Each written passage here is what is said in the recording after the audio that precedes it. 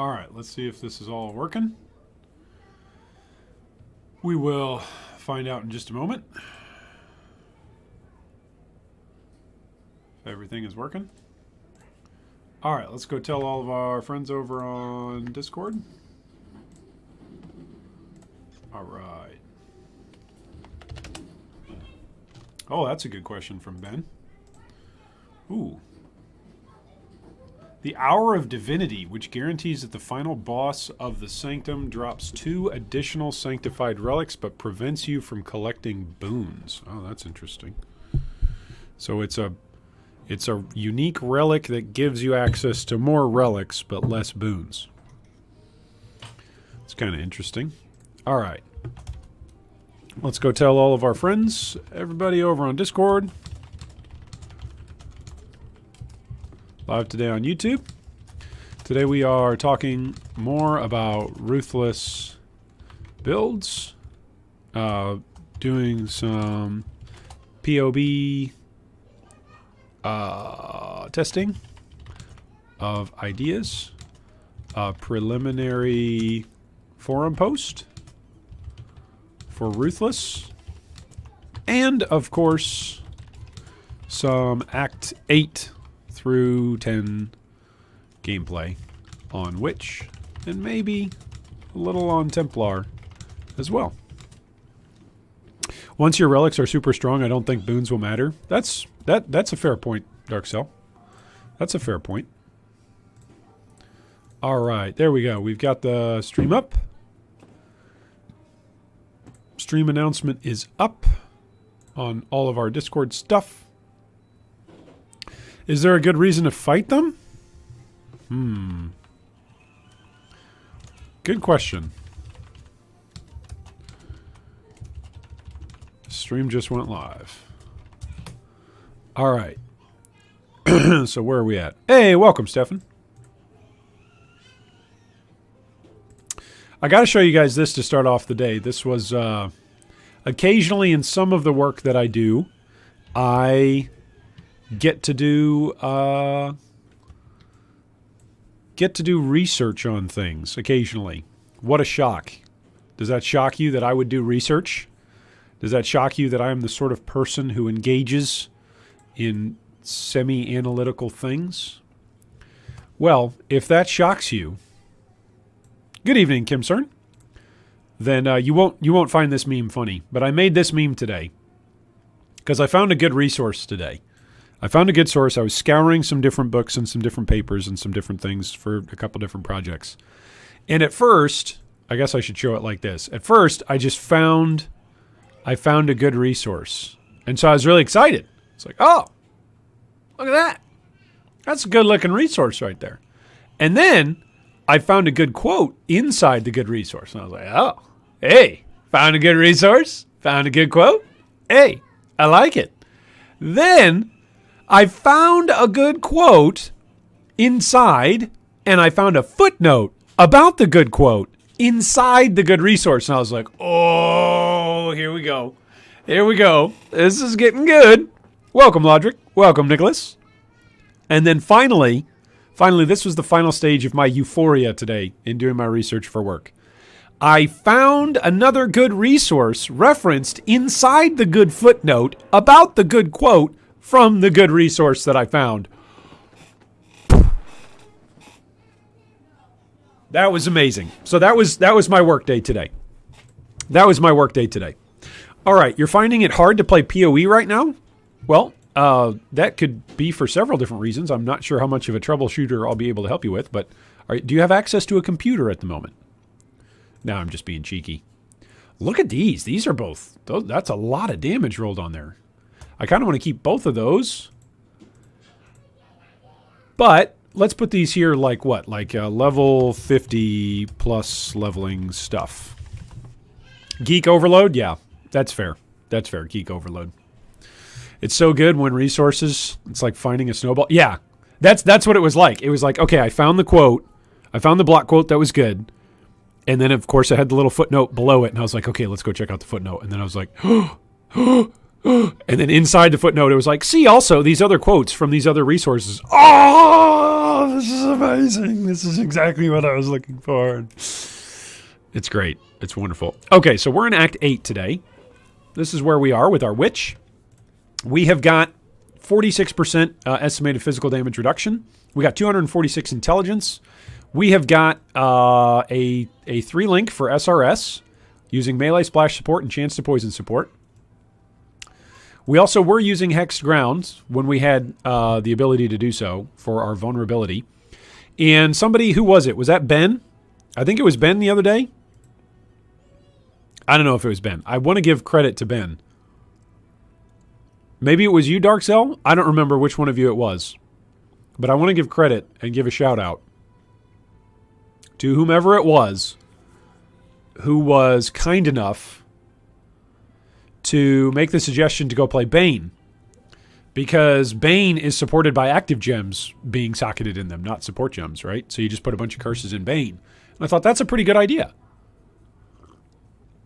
Okay, so what is a good reason why I should fight the optional Pantheon bosses? Puppet Mistress up in Wetlands because she's worth a passive point.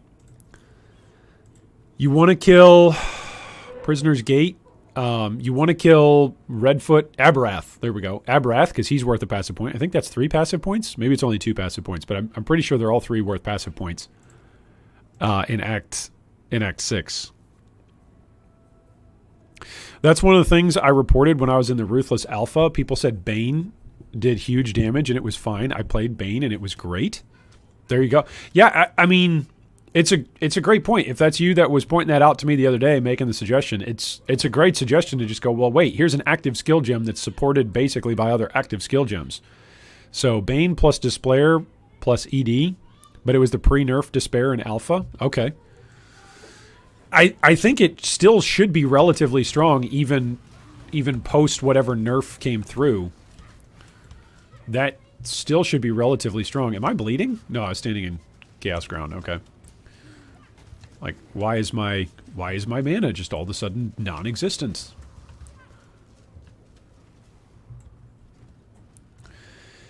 Yeah, so now of course I'm stuck in a little bit of a dilemma because I've already played my witch, right? Like, hopefully this witch, I mean, if this witch dies, then I need to play another witch. But hopefully this witch survives and kills Kitava, and therefore we will have one class finished, right? And it's even possible, Fulgorp Orb, it's even possible, not probable, but it's even possible that today we kill Kitava. Live on stream together as a community. We're going to make it happen. And so if we kill Kitava today on the witch, like, I'm going to be done basically playing this witch. I'm going to need to go level some other things. So maybe we're going to do the Templar as well today. I was thinking about doing Templar. Templar's up there kind of near some of the curse stuff. Oh. Watch for the lingering aberration. So Templar could kind of do some Bane stuff, right? I was also thinking about getting Dominating Blow, using one of my Ciosa gems to grab Dominating Blow. That could be good. And then just always having Onslaught from the Dominating Blow minions.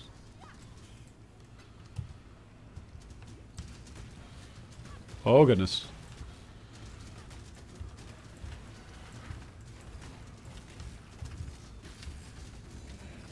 Minions lightning explode on death and extra crits. I feel like since we're playing Hardcore Ruthless, I really have to pay attention to the leveling tree. Also, I should give you some more previews. So those bosses give passive points. Yes, I believe so. I believe that's true. I could be wrong on that, but I believe that's what it is. Hopefully y'all's Friday is going well. My Friday, like I said, I already had a research breakthrough today. It took me about an hour to find this quote. It was obnoxious. I was just looking around finding awful, awful quotes, and then I finally found the quote I was looking for. Just like, yes! Anyway, so my Friday's going pretty well. Hopefully yours is as well. Wherever you are in the world coming into today. But other things that I'm hoping to do today on stream. is, in addition to potentially killing Kitava, I'm not making a guarantee here, but we could potentially fight Kitava. In addition to fighting Kitava, because Deodre might just blow us up, right? Her chaos degen, shout, fly around, fly about, that could just kill us. That could just end us, right? We got 2,600 HP, but she could just end us. But besides for Deodre, potentially ending us in Kitava, the other thing I'd like to do today is show you guys a little bit of potential forum post for the guides that we're looking to put together for Ruthless. Let's come up here. We will save this one. Save it. Wait, you must first... Oh, we already did. We already did. Yep, locked in. Okay, we're locked in. All right, save this room. There we go. So yesterday we showed a little bit of what a POB might look like. So I did a little bit more messing around with the POB off stream. But then what I really put my time into when I had a second was making a potential forum post, which also will basically function as a script for a YouTube video eventually discussing Ruthless and Ruthless guides as well. We'll probably make that a whole discussion video over there. Or over here, I should say. Over here on YouTube. I think Ruthless has got a much larger chance to succeed. I could be wrong. I've been wrong before, and I'll be wrong again. But I think Ruthless has a much larger chance to succeed as actually being something that players really enjoy than what a lot of people are giving it credit for. Because there's a lot of people, like Lodric, what you said, it's hard to play PoE right now. I'm finding a lot of people on the forums and on Reddit as well, in various different groups. On Facebook as well. I'm finding a lot of people kind of complaining about PoE or complaining about League mechanic, which is nothing new. People always complain about everything in PoE. I mean, just go back and look at Synthesis League. People were complaining about things on Reddit and in other spots as well. So people complain about things all the time. That's nothing new. Even during fantastic leagues like Synthesis. But I'd like to point out that a lot of the feedback that I'm seeing from people is that while the league mechanic might be underwhelming, base PoE is actually pretty fun right now. That's what a lot of people are saying. Now, of course, you already know my persuasion. Base PoE was so unfun for me for the last year, and I also had several different outside of gaming responsibilities that were taking up a lot of my time. So I said, look, I don't have the time to play PoE the way I want to play it right now. Well, PoE is fun enough now, and some of my responsibilities have been reorganized at the moment. And so right now I'm going, this is really good. Base PoE without even without no-lifing the new mechanic. Like, I'm not to maps. I'm just enjoying the campaign. And yes, I said that phrase. I'm enjoying the campaign. Now, maybe some of that is just taking a break, right? Maybe by the end of my league goal, where I'm like, yeah, I want to get every character class to level 70 and have fought Kitava in solo self-found. What is this? Is this Bill Clinton? Is this G3 Iron doing a Bill Clinton? By the time I get all my characters to level 90 and I've taken down Kitava, at that point in time, I will know what the definition of is. Anyway, you guys are too young of an audience to even know who Bill Clinton is. You guys are like, Bill Clinton? Who's that? Isn't that a president from like the 1600s? The United States did not have presidents in the 1600s, young man. We were still a colonial outpost of the Great British Empire. Yes, God save the Queen. Oh wait, God save the King. There we go. Yes. Yeah. Okay, so that's what we're going to do today. We are going to look at some POBs. Nice. We'll take a look at... Whoops. We'll take a look at some different build options, some different potential approaches to posting on the forums. We'll probably read through some of the forum postings as well that I'm referencing about some of the feedback that people are giving the game right now. Wow, I had 5 transmutes in my inventory. I actually have a good amount of transmutes now, guys. I'm almost halfway to a stack of transmutes. What is this? This is good. Okay, where was I going? I was going over here to grab Golem Commander, right? I think that's where we were going. No, I was coming up here to grab Righteous Army. That's what I was doing. Okay, Righteous Army. There we go. You in maps yet? No, Sonny. No way close. We're about to fight Deodre. Tinda says, why the move to YouTube? I always used to do YouTube. And I remember I had streamed on both YouTube and on Twitch for some time. Like, alternating between the two. And so now that I'm coming back, I'm just going, okay, which of these two platforms do I like better? And a part of it was that over the weekend, when I type YouTube on YouTube, I keep getting a red underline. They don't recognize it as a word. Part of the desire to switch was actually the unpleasant situation that many of you bumped into over there on Twitch, where Twitch has this partnership thing with Stream Elements where you do a bunch of stuff on Stream Elements. There's back-end stuff that you can do. But what they do is they send you like recommended, what do they call it? Like advertising campaigns. I'm not even going to call it sponsorships. That's what they call it. They call it sponsorship. It is not a sponsorship. You're not signing an NDA. You're not signing a contract. You don't do anything there. Give me a break. It's not a contract. It's not a sponsorship. But they say, hey, do this, and if you hit these number of goals, whatever, blah, blah, blah, we'll pay you out. So as I was looking at that on Streamlabs, I'm like, oh, let's take a look at this. And one of them was for a food company, like a food home sales meals company. And I was like, oh, I think I've seen this on other Twitch streamers. Let me take a look at it. So I go through, and what I think I'm taking a look at is actually signing up for it. So it was completely my own fault. Completely my own fault. That's nobody else's problem. I clicked accept on things, and so I shouldn't have done that. Anyway, so it's not like a big drama scandal thing. I was essentially signing up to promote this food company on the stream over on Twitch. That's not the problem. At that point in time, it's not even a problem. I should be able to just go, okay, well, I don't want to promote this, so whatever, I don't care, right? But after I thought I had gone through the process to say, look, I don't want to promote this, I don't care, then Stream Elements bots kept coming up with like pop-in chat stuff and was like, hey, you guys should buy this and you guys should use this promo and hey, click here. I'm like, I don't want that. So anyway, a couple days ago, we tried banning the bot. We tried muting the bot. We tried doing a whole bunch of things. And I was like, you know what?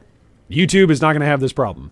So what I'm going to do is I'm going to go over and stream on YouTube for a few days, try and see if I can't figure this out. And hopefully, maybe if Stream Elements just sits in timeout for a few days, it'll go away. No, it's good. So that is partially the move to YouTube. But I'm comfortable moving to YouTube because I've already been over here in the past. So there you go. You're just an actor for an ad for Twitch's sponsorship. Oh, there you go. Yeah, and I've said this before in the past. Whenever I'm not on Twitch, I've said this multiple times. Those of you who have been around for a long time, you know this about me. I have got a lot of reservations about a lot of things. And how do I say that tactfully? I don't always like the stuff that's over on Twitch. And so the things that I like about being on Twitch are that a lot of different people in the G3 community already have got like subscriptions and money that's already spent on Twitch and already get bonuses through being on Twitch, especially through Amazon affiliation and those sorts of things. And so a lot of people already like being over on Twitch. So when I go over to Twitch and when I'm streaming on that as a platform, it's like, it doesn't hurt me at all. But it is a little bit like, okay, there's already people here who've already dumped money onto Twitch. So I might as well be over here where members of the G3 community feel comfortable spending their money. So that's great. I'll come over here. This is where other people in the community say it's good to be.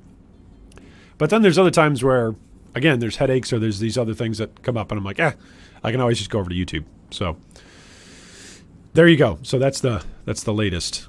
Honestly, more currency than I thought you'd have, says Waco. Oh, that's very kind. But watch me die right here to Deodre and then I won't have any currency, right?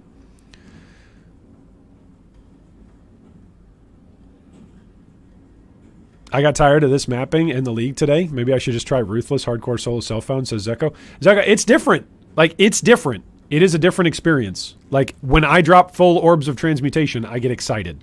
Okay? All right. I'm going to stop being distracted for a second. We're going to try and go in and kill Deodre. All right?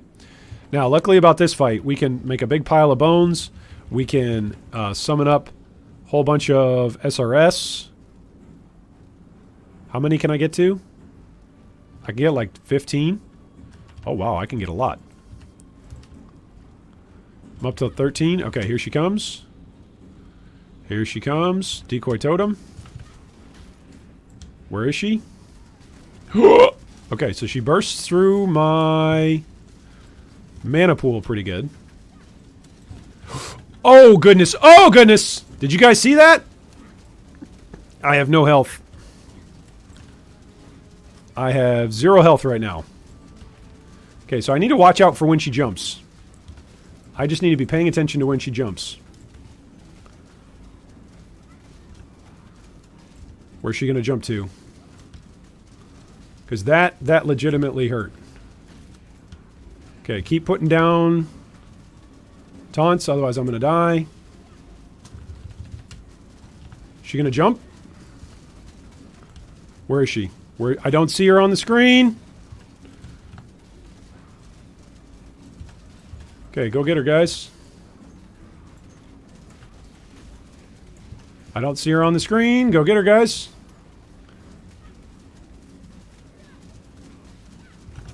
Okay, she's going to jump. Where is she? Alright, down goes Deodre. Woo! Man, she hits hard. But that's because I have 0 chaos resist. Oh, actually, I have negative chaos resist. Yeah, negative 22. Okay, so use an amethyst flask.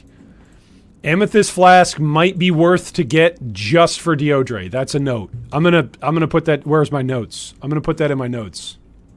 Here we go. Here's my Ruthless notes. Ruthless notes.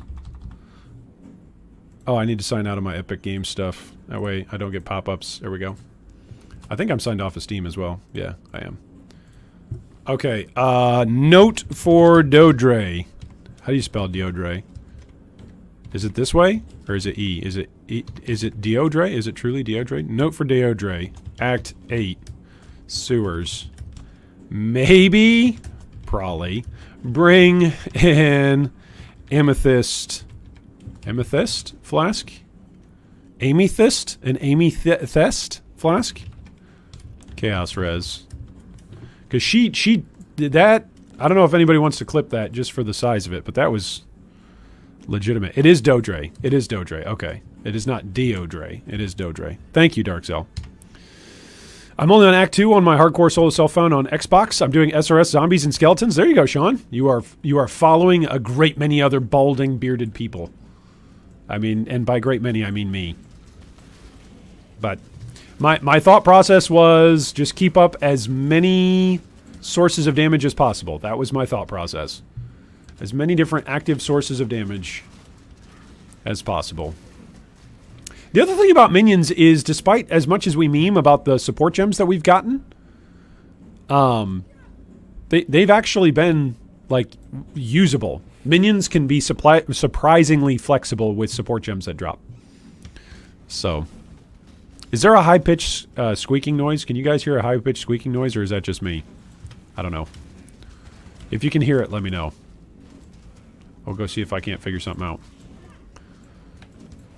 Is there Sanctum and Ruthless? Asked Jeff. Yes, there is, Jeff. There is Sanctum. Yes, you can hear the high-pitched squeaking noise. Okay.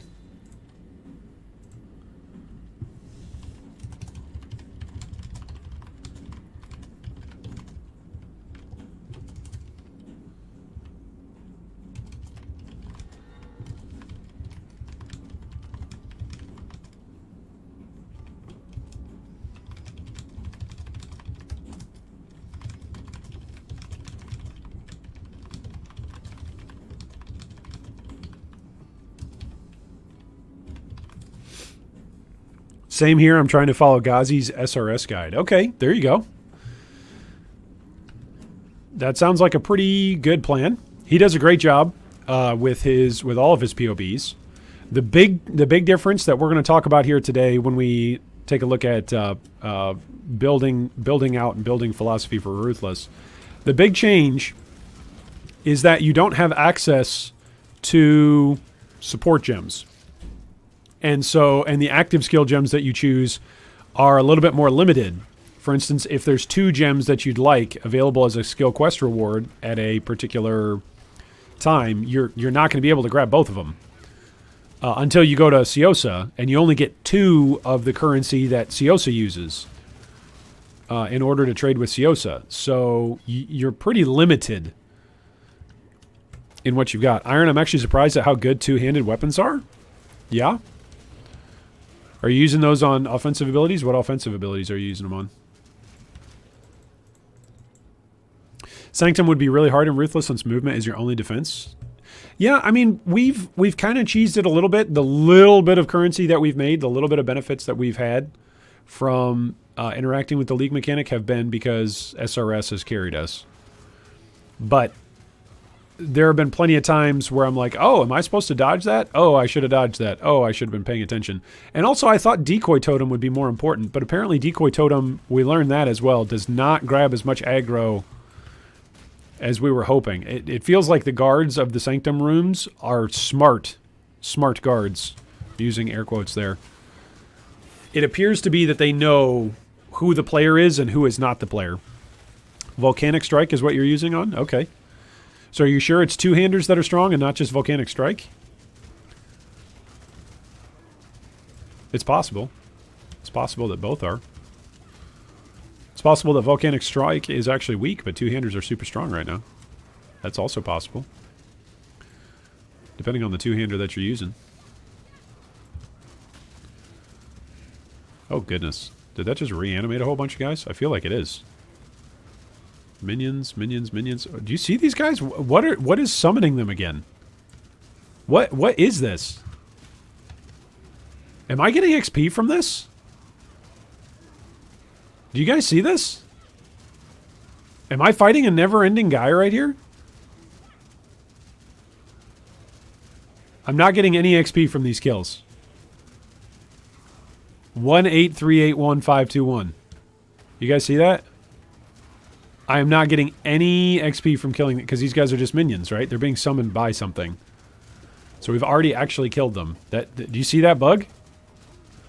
So is there a rare like somewhere around here that I'm not seeing?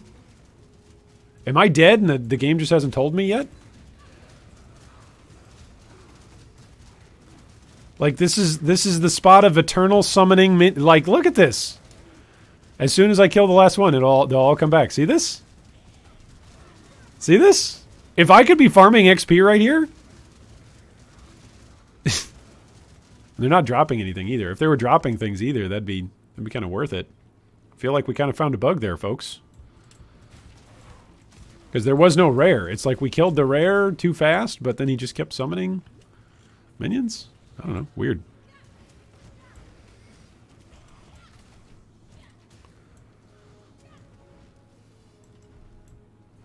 The good thing about minions is that they grow in strength for skill levels in tree. Only a few support gems are needed to make them even better.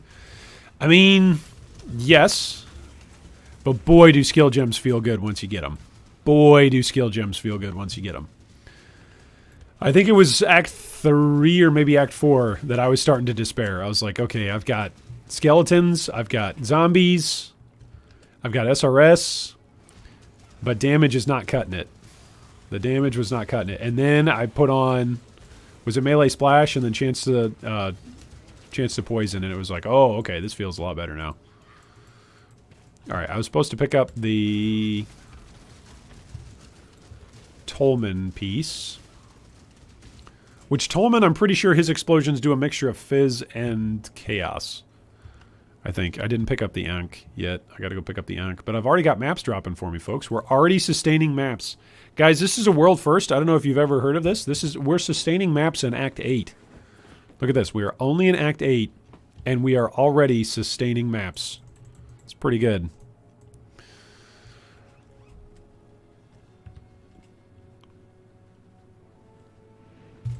Not every league you can say that. So, you know, I don't want to hear anybody complaining about league map sustain. Alright, go get him, SRS. There you go. Am I bleeding? No, I was chilled there. I do not have bleed resist. Or bleed removal. There's a lot of things I don't have. I do have chill removal, right? Yeah, I do have chill removal. And freeze removal, so that's good. See, this is interesting. My skeletons are actually doing what skeletons should be doing at this point. Like, I can just set skeletons and kind of forget. I don't have to spam SRS here if I didn't want to. The SRSs are going to clear a lot faster, but I could just be dropping skellies if I wanted to. And that's cool. I was not able to do that for a long time in Act 3 and Act 4. What is that? Is that a rare down there? It's something. Some kind of fiendish brute. Alright, is this the way to the Ankh? Usually it's over here. Oh, maybe, maybe, maybe. Alright. This might be the way forward, though. The Ankh might be up here. No, that looks like a wall. Wait, Iron, did you check the Onslaught stuff? What Onslaught stuff? Which one? Which Onslaught stuff? Which one are we talking about? I have Onslaught on my minions right now. Oh, this is the way forward. I'm looking for the Ankh. Where's the Ankh? Yeah. Was ist das Ankh?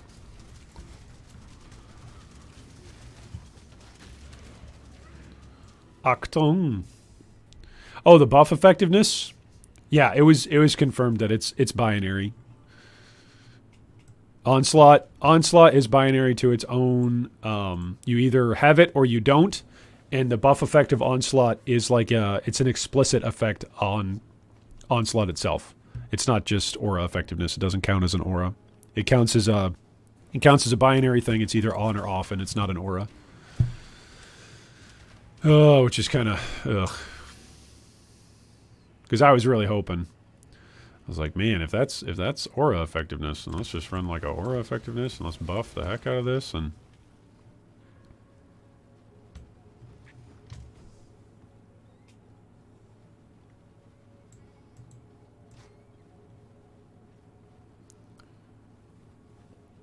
no, they changed it. That's what we were wondering about, Dark. They changed it. And we were like, oh, can we scale this with other aura effectiveness then? That was the question when we were reading patch notes, was like, hey, are we able to actually then just take Onslaught and do like some kind of weird janky buff effect? You think buff effect does now work on Onslaught?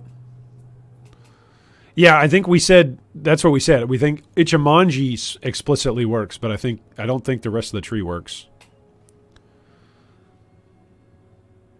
It'll be easier to go back to the start of the area? Probably. Yeah, but then I have to come from the toxic conduits. Actually, you're still right, though. That'll still be faster.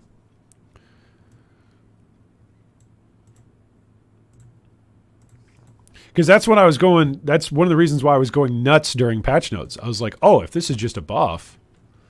If Onslaught is a buff now, let's just make a character that's just like scaling buff effectiveness and makes Onslaught insane, and then basically Onslaught becomes like juiced Tailwind. It becomes Tailwind to the extreme.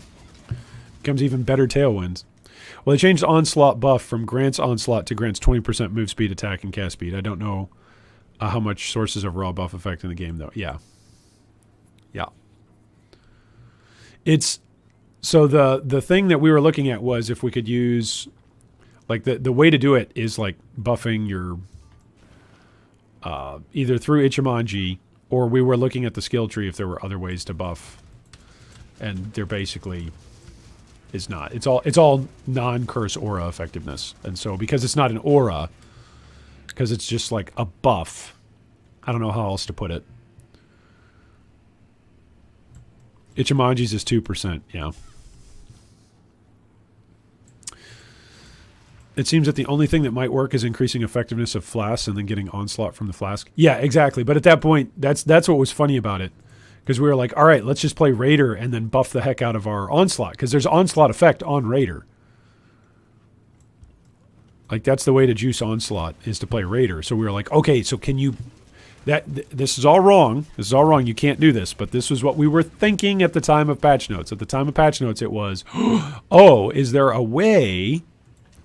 All right, now go this way. Is there a way for us to essentially grab the Onslaught guaranteed from Raiders, so that way we always have it, and then build a character that gets a bunch of effective buff, which then super duper juices our Onslaught. And the answer is nope. The answer is you can't do it that way. And it is overkill just for Onslaught. But that's sometimes PoE builds. Come on. You know that, Dark Cell. Sometimes that's what we like to do with PoE, is we like to find one stat and then just go absolutely bonkers with it and see what we can pull off. See what crazy sort of stuff we can pull off. That's what I was thinking during patch notes, but I was very, very wrong. As per usual. Per the usual.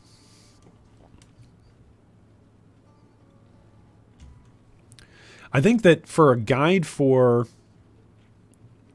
a raider, should I play raider? I might just, well, can you get Tailwind from your first ascendancy? If you can get Deadeye, we looked at that the other day. Endless Munitions was, I think, our third ascendancy or our second ascendancy. A guy started running Herald on his Righteous Fire Guardian in Delirium, and boom.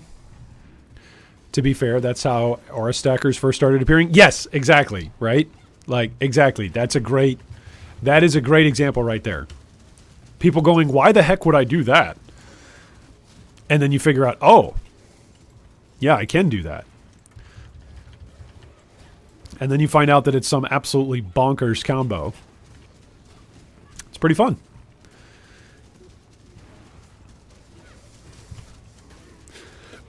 And I think that's a lot of what makes PoE so great, is trying different things and seeing what works. And I think that's part of why, it's part of my argument for why Ruthless might actually have a greater appeal the more people who try it. The more people who try Ruthless, I think, the greater chances that people will actually try it and go, oh, this is actually kind of fun having these restrictions. Is this what PoE used to be like? Oh, this is what people on the forums who for some portion of the last several years have been going, oh, we need to return PoE to an older version, to a slower version of PoE. I recognize that not everybody agrees with that, but it might give folks a little bit more appreciation for the folks who are calling for that. Just for information purpose, Axe Mastery has 40% increase to Onslaught. Oh, nice. There you go. That is good to know, Cal said. That's very good information purposes. Okay, where are my maps? Here we go. Let's make this map tab. Yeah. We're going to call it Maps. M from Maps. And then we make it brown. And then we send it to the top. And then we move it. There we go. It doesn't need to be this far up, because let's be realistic. We're going to be looking at like the leveling stuff a lot more. All right. Passive is going to come over here. That's going to grab Righteous Army. Regenerate 1% of life per second. That's good for us. So right now, my regeneration is at 140.8, and then when I take this, I'm up to 167.3. That's pretty good. That's pretty good. That's, ooh, I need a bigger flask. There is nothing else. There is nothing else. Anything good here? Not really. Tell me something. Bring me back something nice. All right, so let's keep going around. We'll keep going around. There's the Gemling Legion that we got to take care of.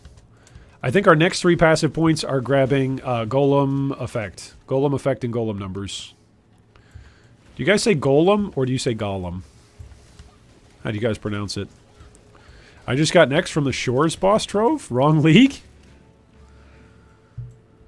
X drop. There you go. You can slam something.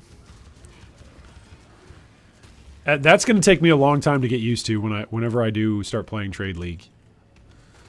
Like, what? We're going for Divines now, not X's? This is kind of weird. I wonder if that was an attempt from a design perspective to make uniques more valuable across the board, right? To make perfectly rolled uniques higher, like increase their value. Because in order to re-roll now, right? Divines still allow you to re-roll. So in order to re-roll a unique now, it's a riskier, higher cost proposition. There's also Graceful Assault in the lower right of the Duelist area that also increases Onslaught by 30%. There you go.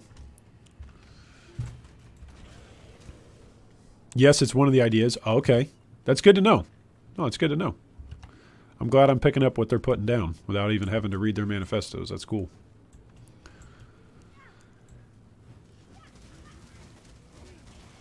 I wonder if I should do that as a discussion at some point. Host a discussion on the differences in rares and uniques. Oh, where is that guy? I don't know where he is, but I know that that hurts a lot. Oof. Where is this guy? Oh, all chill has been removed from you. You cannot be chilled. That's a new icon for chill immunity. Oh, make it through floor 3, dude. You can do it. You can do it. Alright, let's come on up and grab Golem buff effects. Yeah. So now that's going to give... wherever my golems went. Where did my golem go? 14 to 22. Additional physical flat for all of our minions. That's no joke. That is a no-joke buff right there.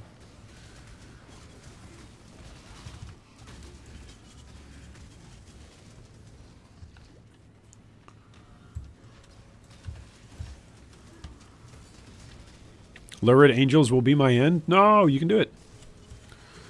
Exalts Divines. It's arbitrary. Actual fiat currency. Hey, chain belt. There we go. We're getting some belts. I feel like we actually have some jewelry. We got some belts. I feel like our next couple of characters are just going to be twinked out. They are going to be decked out in their gear. All right, here's the Gemling Legion. Let's make some skellies. Let's make some SRS. Let's drop a decoy totem, and away we go. Here, let's fight. Boom.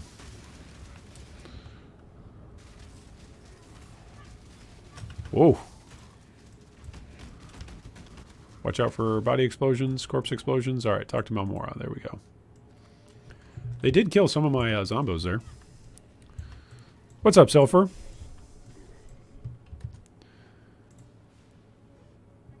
Make sure, Sulfur, if you're going to joke, make sure that you at least joke properly. Huh? Let's do that. Let's do that. Oh, man, that's funny. To be fair, the Divines are expensive because they're used as currency, and that's from their uses in Metacrafts. Yeah, that's... When they told me that Divines were what swapped for X for, like, high-end Metacrafting, it's like, what? That's... I'm not upset about it. Obviously, it doesn't affect me. But I'm just like, why? It's just strange to me. It's just very strange. Very strange. Hey, what's up, Ketamano? Like, for so many years, that's what's strange to me about it. For so many years, Grinding Gear Games was like, well, we got to be careful because we don't want to mess with Standard. We don't want to mess with Standard. We don't want to mess with Standard. We got a lot of whales in Standard. And I am not a whale, by the way. But speaking as somebody who's paid some money into the game, supported the game, and the people who make the game. That's more how I like to think of it. I'm supporting the people who are making the game rather than just supporting the game itself. Maybe that's a useless, arbitrary distinction, but anyway. I thought it was strange because there's a bunch of stuff on Standard and you don't want to mess with Standard because that's where players who only play Standard play, and the reason why they only play Standard is because they don't want to get messed with all the new stuff that's tested in leagues. That's at least the way how Standard is kind of marketed, even though it's barely marketed at all. Like, that's the attraction of it, is you can play it for a longer pace. Stuff changes less often. Even though patch notes come through every 3 months, there's less of a content, less of a dramatic content shift every 3 months. Like, the big dramatic content shifts in Standard used to be when there were, you know, endgame changes to the Atlas. Because anybody that plays Standard, or not anybody, but a lot of the players who play Standard exclusively play for endgame stuff. They've built a build, they like the build, they want to keep the build, they want to keep rolling with that build, they want to keep progressing with it, and so they play Standard. And so it was just interesting to me to go, okay, So you're flipping value for something in standard after years of balancing around, hey, we don't want to touch this. And that's okay. That's okay. Times change. I get it. But it's just interesting to see that actually happened. Like, the standard economy that day that the announcement came out must have just absolutely flipped a table. That must have been bonkers. That might have been the busiest day of standard PoE ever. Everybody, hey, there you go. Sandy says I play standard. See, there you go. That's okay. There's nothing wrong with playing standard. I play standard from time to time. I have played standard. I haven't over the last year because I haven't played any PoE.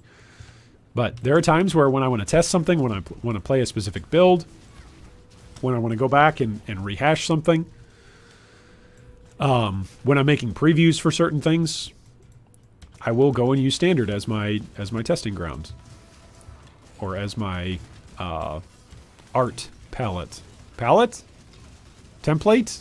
Is that what it's called? An art palette? Or is it called a palette? No, Pilates or something different.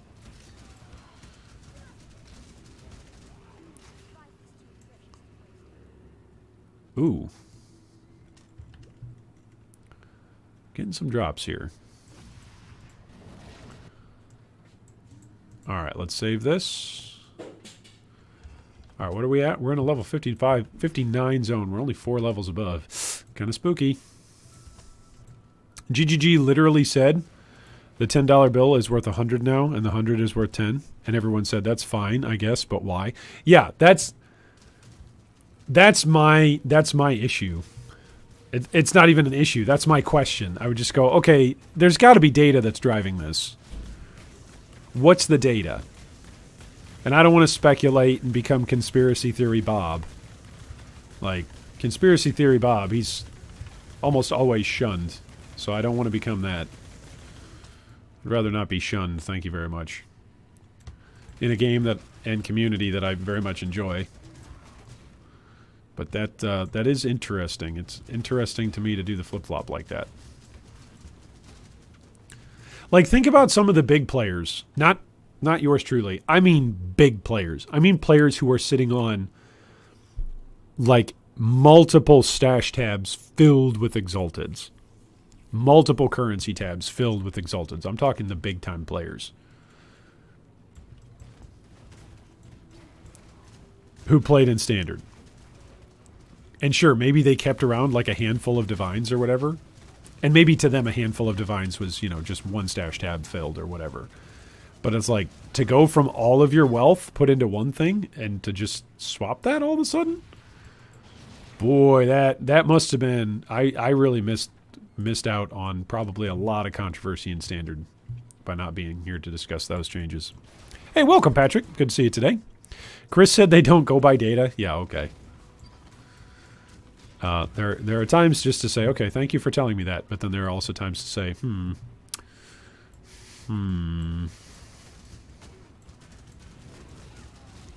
mean, there are some things that I'll believe that you're not going by data on. Right? Like if you have a desire for the game and it's truly a gameplay decision, I can believe that at sometimes. But when you're doing a games as a service model, everything is driven by the data all the time.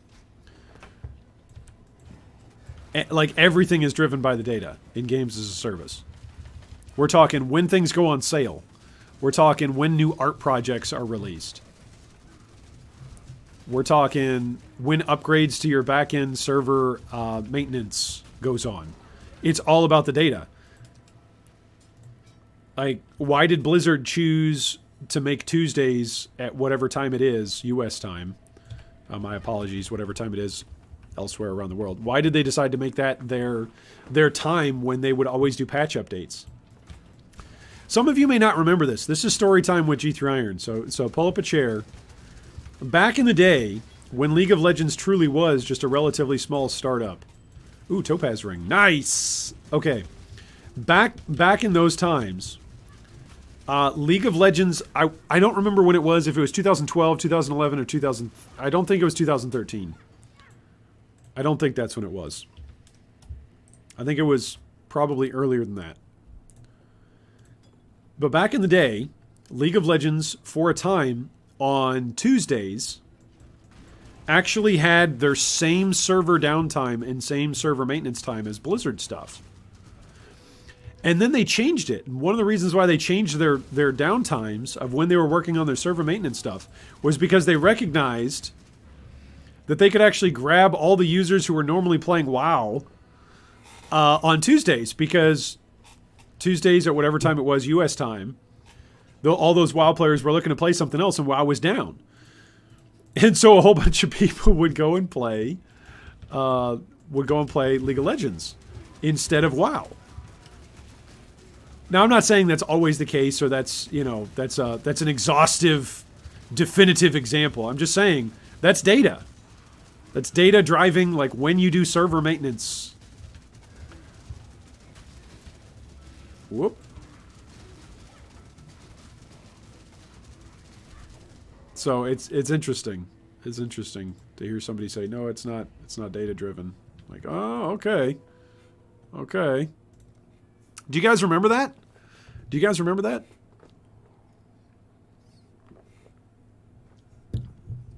Path of Exile 2, I'm guessing something happened. Yeah, I forget. I really do forget when. Do you guys remember when? When did I make that video? I'm going to go back and look here really quick on YouTube. Where is... Okay. I'm pretty sure...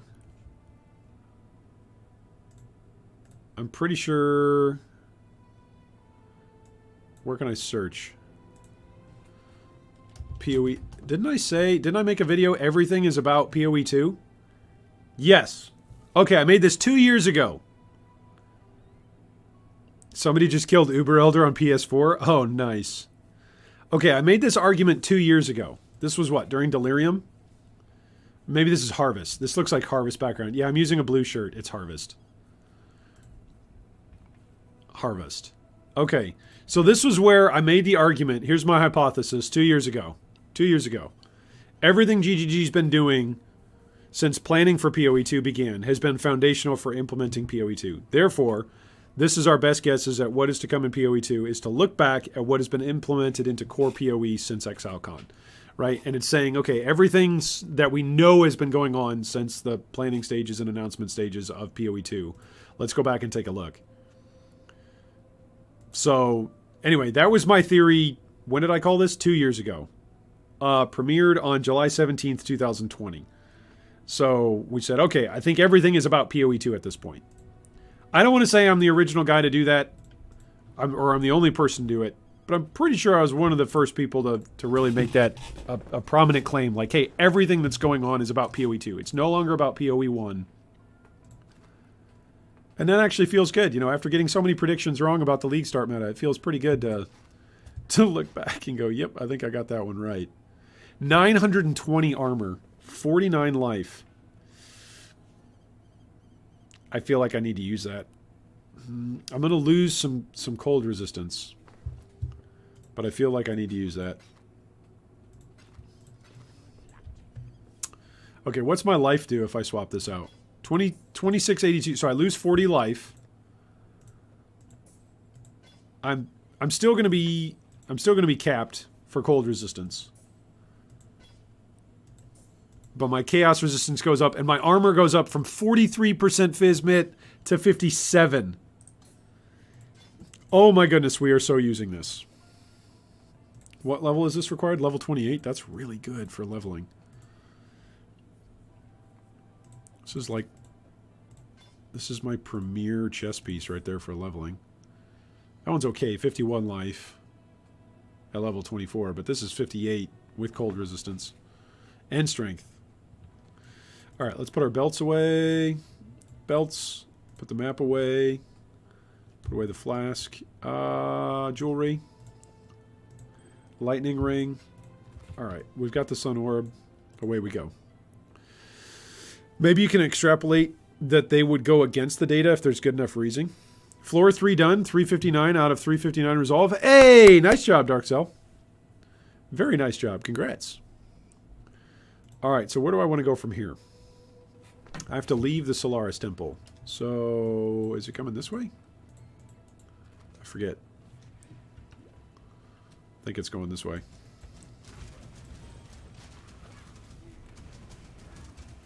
I forget. I forget about Act 8. Guys, do you know how good it's going to feel getting to Blood Aquas? Although, I'm not going to farm any humilities. There's no humilities to farm. Oh, I need more decks. I need some more decks to level up Chance to Poison.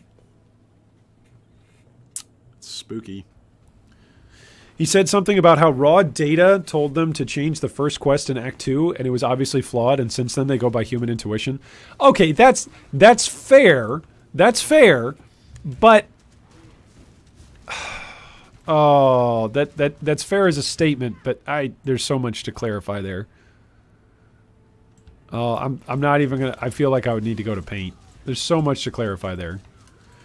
Just because somebody says the raw data is giving us, you know, bad info or is making bad decisions on its own, so we need to use human intuition. Okay, that's assumed. Oh, is this my first heist thing? Smuggler's cash for heist coins? Like, you use data to inform how you as the human make a decision, right? It doesn't mean that the data makes the decision for you. You still have to interpret it. Look at this. We got the heist target mirror of Tekla's high value. It's a Selwyn quest for client. That's our first heist quest. So we got our first contract. Blood Aqueducts does feel special. It's the start of the endgame. Yeah. It's so much marks. It's so definitive. It's like reaching Arid Lake back in the day. It's like, yeah, I'm at Arid Lake. Now I can party up with players and catch up in XP. It's like reaching Blood Aquas. It's like, all right, how good is your build? Well, it feels really good in Blood Aquas. That's when it needs to feel good. Whoa, he hurts. Regulus, the Sun's Herald. My goodness. Calm down there, buddy. Doesn't that just mean let competent analysis use the data? Yeah, exactly. Thank you. Thank you, Darkzell. You said it better than I could and faster than I could without resorting to paint. Like, saying the data like led us to a bad decision that we don't trust. Okay, that's fine. Like, I'm going to go to baseball for a second as a baseball illustration. In baseball, they use a lot of data to say about the number of throws that somebody's arm has in it, like for their career, right? And so early on in baseball, I don't mean early on in baseball history, I mean early on in baseball players' careers, as young players, oftentimes players are put on a restriction to the amount of throws that they are allowed to make. Like, little league coaches are not allowed to go out and have their kids throw hundreds and thousands of pitches. They're not allowed to do that. That's injuring the player, potentially. It's hurt. It's not good for the person. Okay?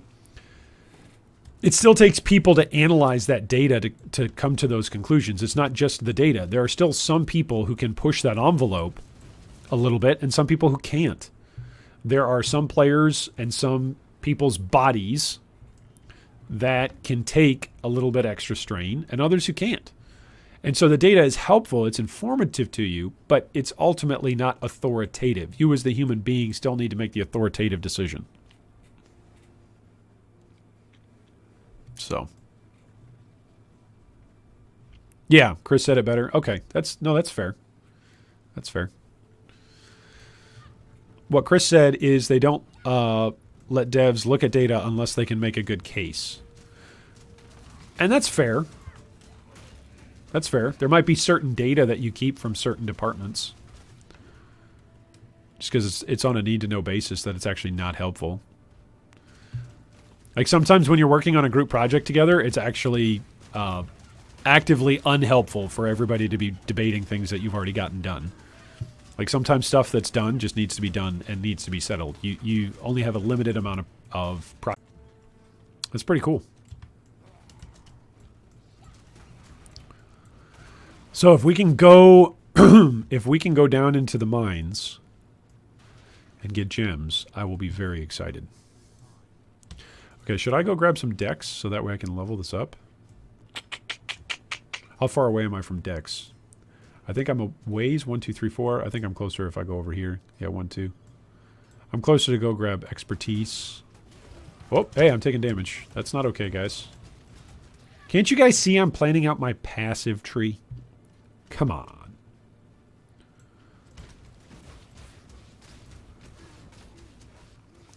How many of you think I'm going to die to the Act 8 bosses? There's some movement required to dodge stuff in there. Okay, can I talk to Nico now? Will Nico let me go and travel?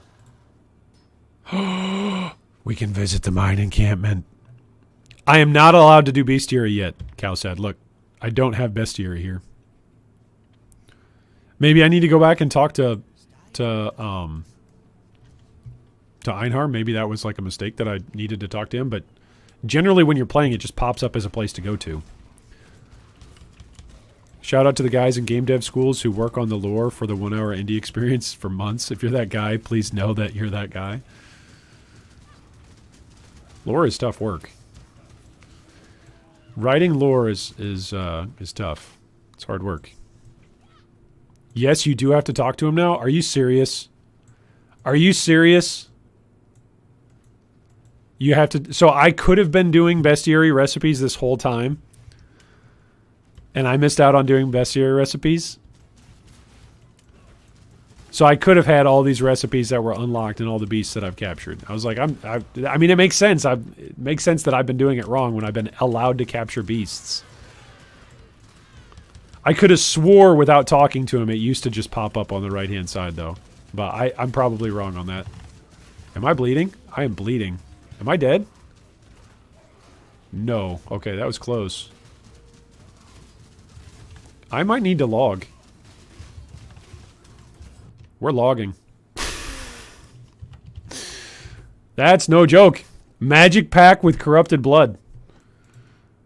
Whew, we're still alive. Okay. Yikes. How low did it get us? Got us down below 1,000. Sir? Sir, that attention is unwanted and unneeded and unsolicited. You leave me alone. Alright. Oh, look at the fizz damage on that. Oh my goodness. Requires level 57 though. That's huge. I'm just collecting all these good two-handed weapons that I can't use, and by the time I probably get there, probably won't use it either, but I'm collecting them anyway. Dang it.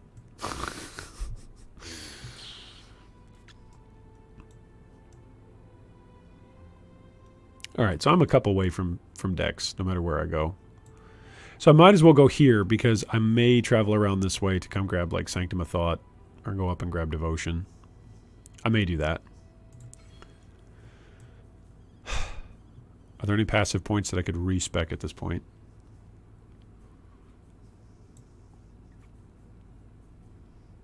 No, this is longer. 1, 2, 3. This is longer than this. I still need this. This is strength and dex. I need both of those. And I'm using the all resistance as well. Yikes. Alright, try it now. Alright, let's go talk to him in Act 2. Oh my gosh, that's meet Einhar? I already did meet him. I did talk to him. Look, he doesn't have an icon. See, it says view bestiary.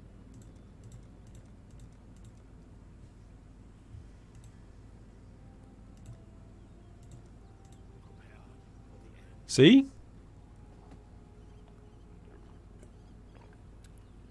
Why do you have a single point in the top right golem cluster? Because we're going to get a second golem. We're going to get the second one.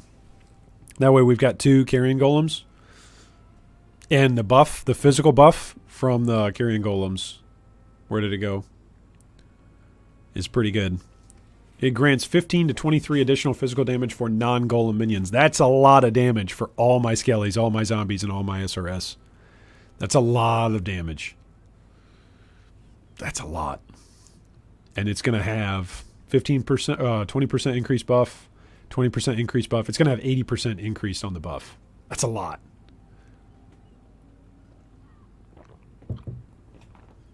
Yeah, I guess they knew it would be OP to give out free uniques. I mean, I'm just surprised I can't talk to him at all. Like, maybe it's Act 7? No? Sin's down there, whale him. Like, am I missing something here? I've talked to him. Did you catch all the beasts when you encountered Einhar the first time? I thought I did. I thought I did. Meet Einhar in the wild to hunt a beast. Okay, let's try this. Maybe I screwed up the quest. Beware of heists with no movement skill. Getting back to the escape after collecting the trophy is a sketch. Oh, thank you, Robert. That's a good point. Okay, so Einhar's not here. Do I just need to keep resetting the old forest? When the filler beasts would be OP? Yeah. See, Einhar's not here. Did I bug him out some way? Did I bug out Einhar somehow?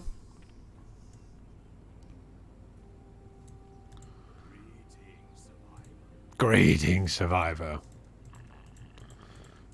What if I bugged him out some way? Okay, that's our guild hideout. This is aspirants. This is the mine encampment. We can go down to the mine. The mine! He doesn't have a guaranteed spawn in Ruthless. Oh, interesting. Okay. All right. Let's look. Wait. Do I not get to go down? No, I do. Okay. All right. Let's. Okay. Let's. Can I make this for contracts? No. They don't have a heist tab. Oh, because heist has its own dedicated thing, doesn't it? That's right. I forgot about that. It has its own heist locker. The heist locker is where you do all the heist-related things. Yes. Okay, there we go. What's up, Darude boy? You haven't received notifications from you forever. I thought you stopped making YouTube vids. I did. I did for a while. I took about a year off, and we are back. Took about a year off playing PoE, and I'm back. Back and better than ever, and we are playing Ruthless mode, solo self-found hardcore. So you might have come back just in time to watch me die, because I am about to do my first delve. We are level 64. And remember, don't laugh. Don't go, oh, Iron, you're going to kill everything. I'm not scared about the minions in delve at the moment. Maybe I should be. Famous last words. I'm terrified of the darkness in delve. That's what I'm scared of. Okay, are there any gems? Are there any gems? Okay, there's no gems that are showing up on my screen. Okay, so we're going to go to the first one. Anyone know what's the new animation that plays randomly around your character and looks like a small level up animation? Ooh, I don't know. I do know that I have no Azurite. I know that things at monster depth or monster level 34 are actually doing damage to me, so that's spooky. That's kind of weird. Kind of wacky, kind of crazy. I also know I don't have enough links right now to include. Why won't that guy die? Like I'm at monster level 35. Do monsters secretly not actually represent the level that they're at in Ruthless? Monsters secretly are actually whatever the level of the player is. We just forgot to include that in the patch notes. Oh, okay. Thanks. Thanks, guys.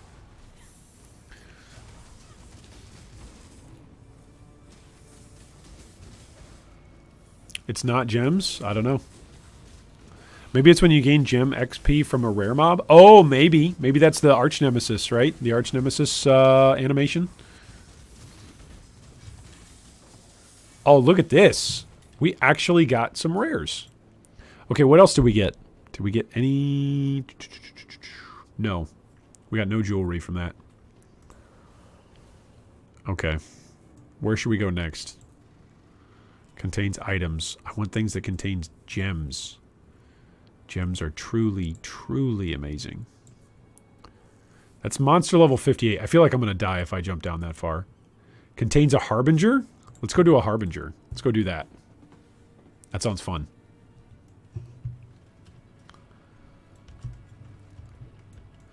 That sounds potentially rewarding when we pick up like 2 ancient orb shards. Actually, that'd be a lot. That's too much. 2 ancient orb shards? I'm getting pretty greedy. What is this? Normal PoE? This is Ruthless mode, baby.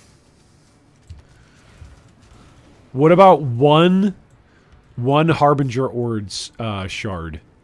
There we go. That's more like it. I'm going to have to abandon so many runs in Delve just because of the darkness. Man, I can't even use Spectres right now. Whoop. This is Monster Depth 52. Go kill him, guys.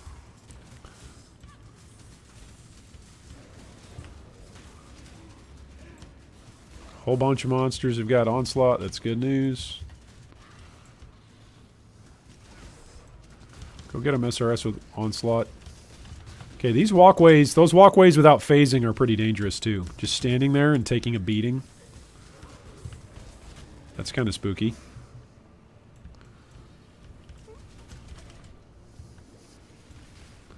Alright, here comes the Harbinger. Alright, put down a decoy totem. Skellies. I'm standing on fire. It's probably a bad idea. Alright, what'd we get? Oh, nothing yet. Nothing yet.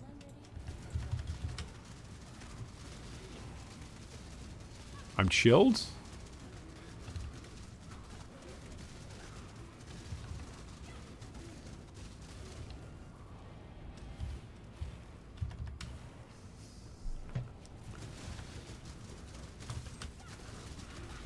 Keep putting down decoy totem. Decoy totem and flesh offering.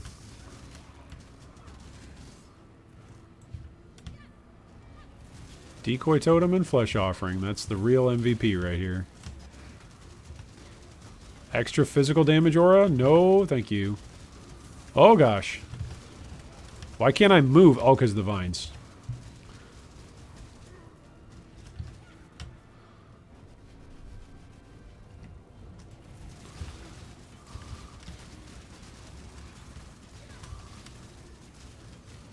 Okay, that was something that had like a little SRS or a little Righteous Fire under it or something. Oh my gosh!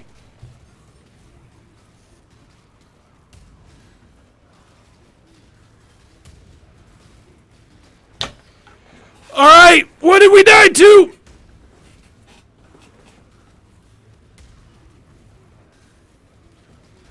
What did we die to? Somebody pull up the clip. Oh my goodness.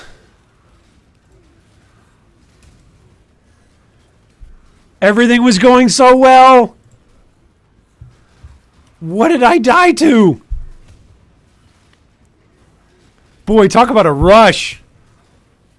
Oh man, there went 2 of my support gems.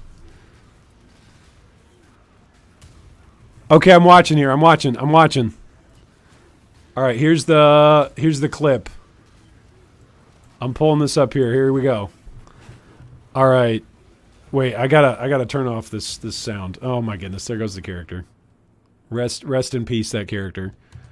Okay, here we go. Let's see. Where's the playback rate? All right, once I die, we'll watch it again. So I'm standing on the right. I think I had a decoy totem down. Did I kill something and then it exploded? I just, all of a sudden, just, boom, dead. Just all of the sudden. 2,600 life. Just gone. Okay, so we kill the pole. Alright, I was worried about the physical damage aura. I couldn't move. I'm complaining about vines. I move out of the way.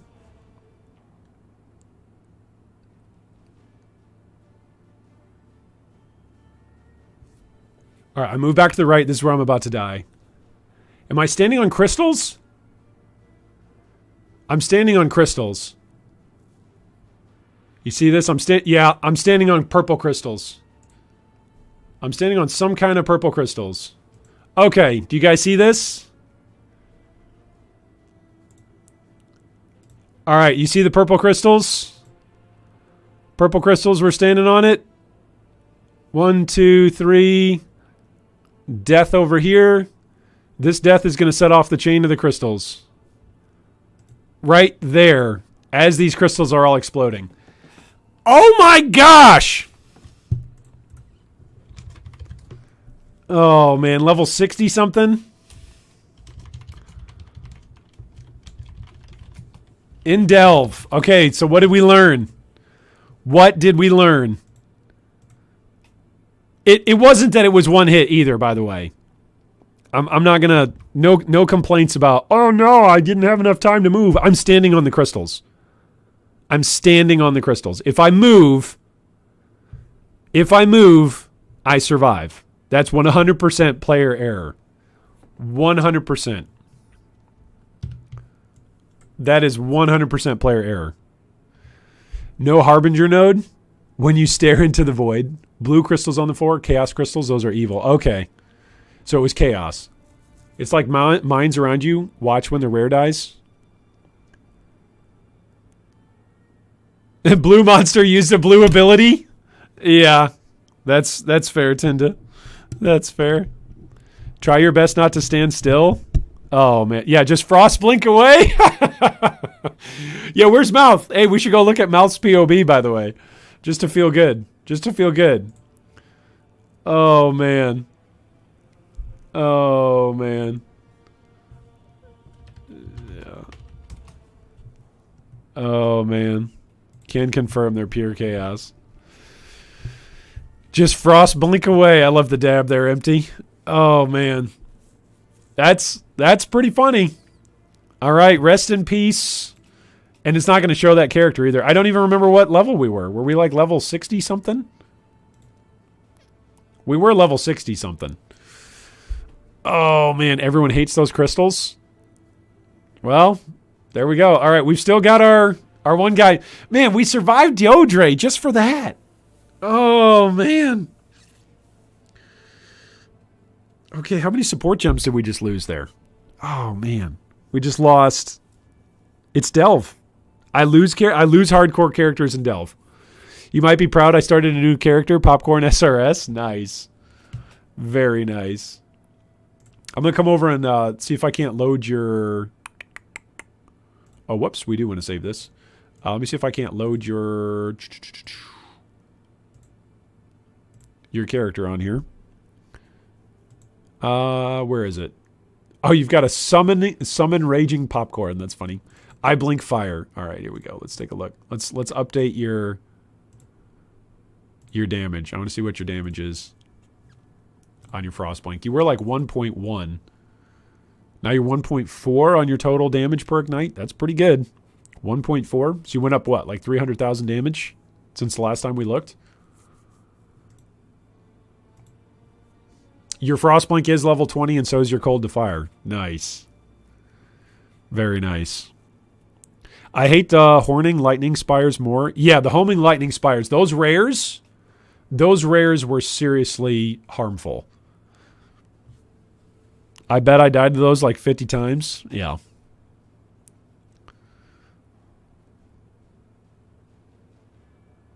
I don't know. I play softcore. I literally don't know any monster mechanics. Oh, that's fair.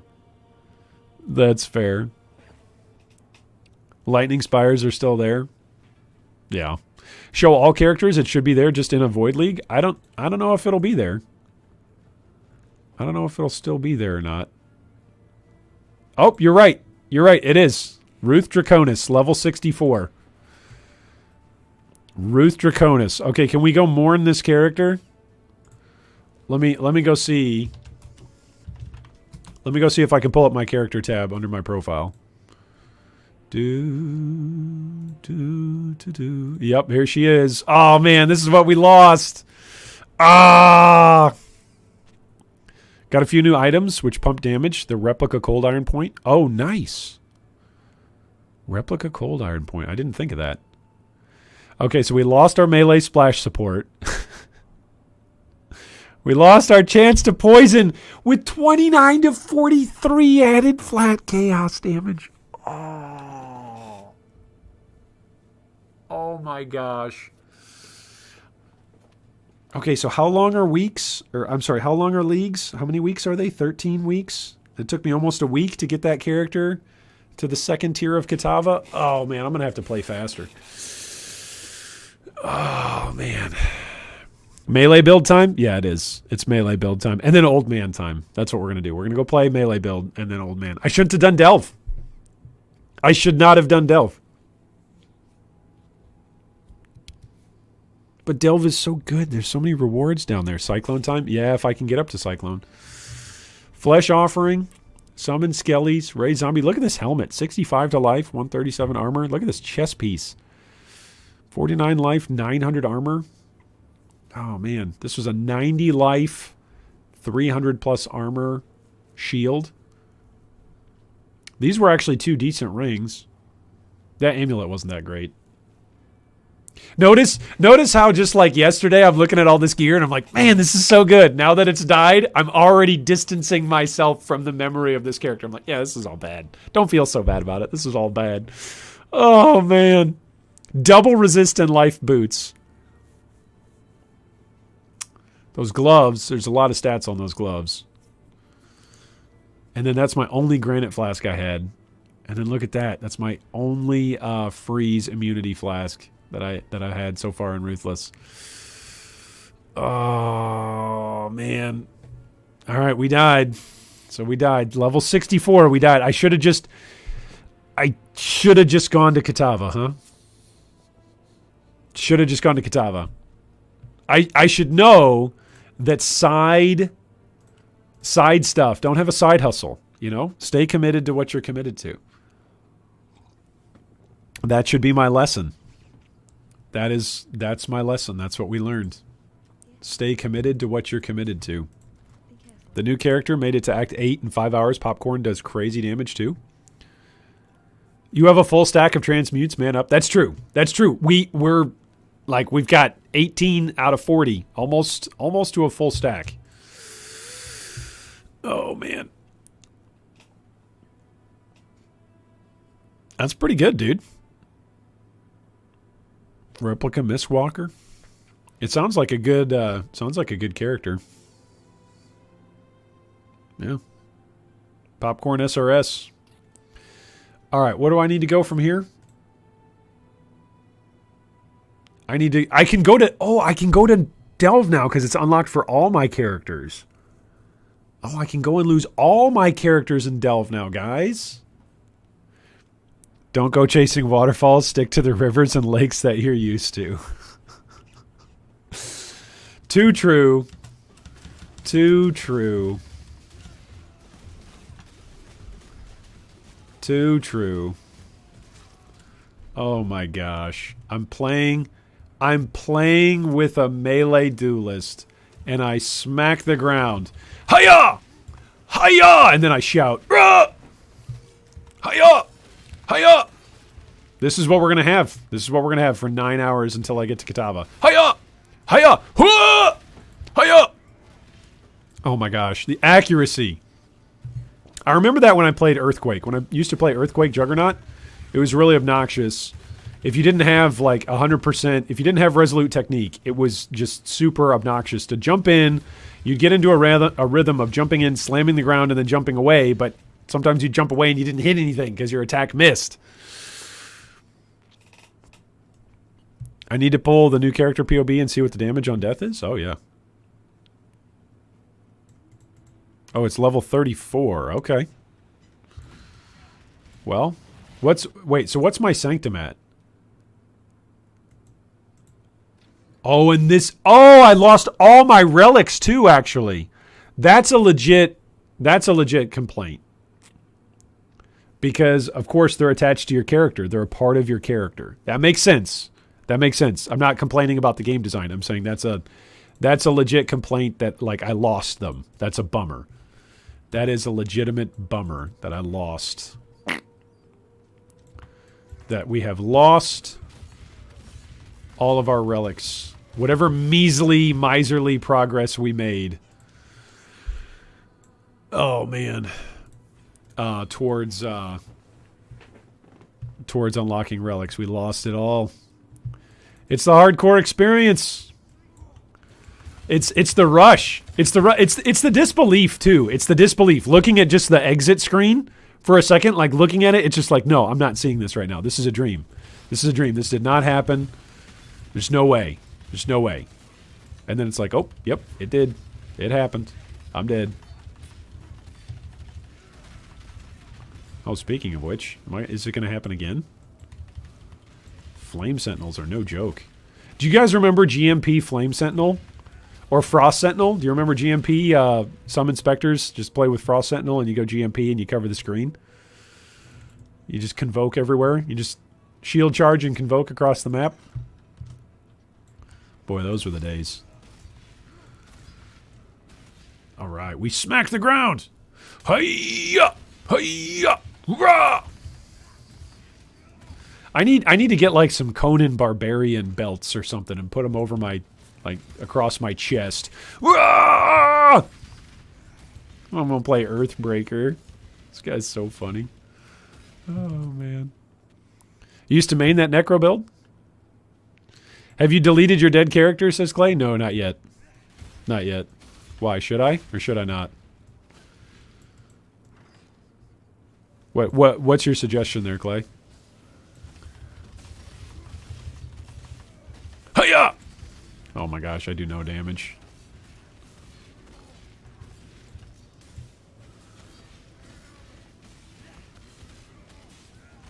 Hiya! Hiya! Hiya!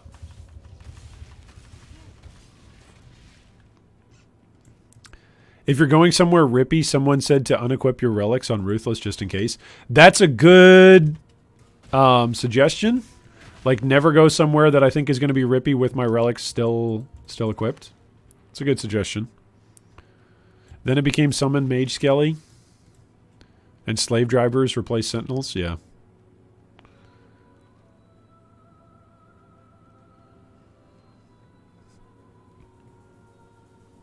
You might get the relics when you do. Right now, I'm pretty sure they're locked into that character's Sanctum. But Delve isn't rippy? Yeah, Delve's not rippy. It's just, even though it was a level 52 zone, level 52, it was a level 52 zone, and I was a level 64 character. Not rippy, though. I agree with you, not rippy at all. Leave the graveyard for now.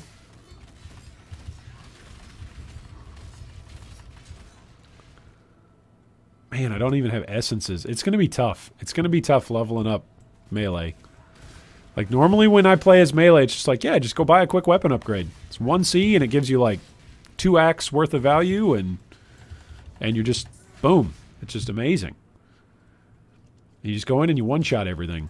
But now I'm like, oh, man. I've got my weapon, and I can slam the ground 6 times. Whoa! What happens when this character dies today? How many characters are we going to lose today? Oh, I didn't upgrade. Guys, you didn't remind me. I got to update the death counter. Got to update the death counter. Got to go in. Got to update it. Where is it? Here it is.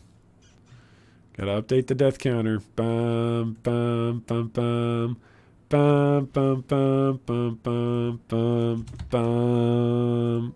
Oh. Honestly, is there any more embarrassing death than a strongbox? Strongboxes, I don't feel like strongbox deaths are particularly embarrassing. If you've ever died to a strongbox, you can sympathize with it. Like, depending on the death. Right? If you died due to a strongbox because, like, you thought everything was dead and then you got up and you AFK'd and you came back and you saw that you were dead. Okay, that's pretty embarrassing. I have died to strongboxes, though. Oh, my gosh, I cannot kill this guy. I have died to strongboxes in this fashion. You get frozen and you go to slam your flasks, your freeze flasks, but maybe they're empty or maybe they're on the wrong keys. right? Like, that's pretty embarrassing. That's pretty embarrassing. But it can happen. It's somewhat understandable. I don't think that's that embarrassing. I think it's more embarrassing like when I die in softcore and I'm on some like super decked out character.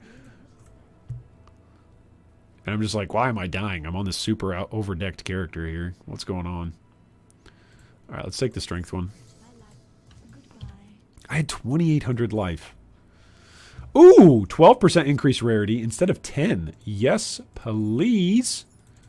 All right, increased rarity farming. Let's go. Ice Nova boxes. Yeah. Yeah, getting stun locked. Like, I think that's pretty understandable. Maybe nobody else thinks that is, but I think that's pretty understandable. Oh, gosh, I have to fight Gravicius. Oh, my gosh, there's no way. But all you have to do is read? No, that's if you ID the strongbox. UnID'd strongboxes. That's the meta.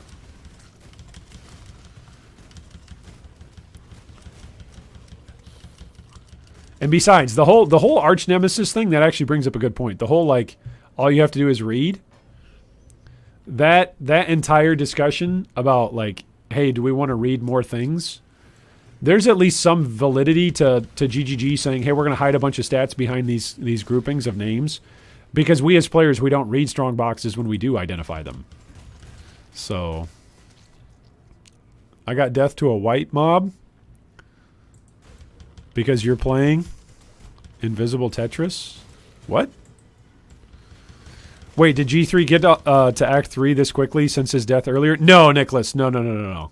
This is a character that's been in Act 3. We died here, what? Like 10 minutes ago? We just died.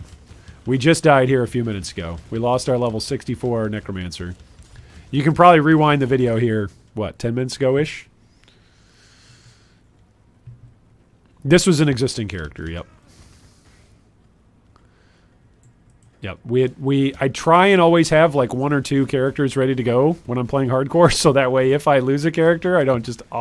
it's not the shame of having to go all the way back to the beginning.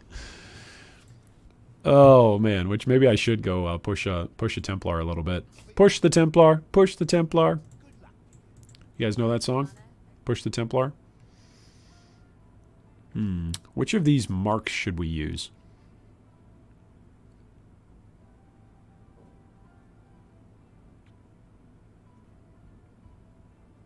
Ooh, add 6 to 9 physical damage. That sounds good. Yeah, I'm gonna wait. I might grab that for another character, actually. That's what I'm sitting waiting on for that one. Okay, now I gotta go talk to Grigor. Do you actually not read them? I got you still looking for Detonate Dead and Ice Novas and dodge them. Oh, there you go. That's fair. Yeah, whenever I'm playing softcore, I get used to just not reading them. I just go, whatever, if I'm gonna die. Now in hardcore, it's a different matter. In hardcore, it's like, oh gosh. Oh boy. Gotta be careful. Spooky. We actually do have a good amount of stuff. We've farmed a good amount of stuff on that last character. It's still a bummer. It's still a bummer. It still hurts. But we've farmed a good amount of stuff. Now the trick is going to be, what do we actually do for damage on this character? I probably should go for the axe wheel.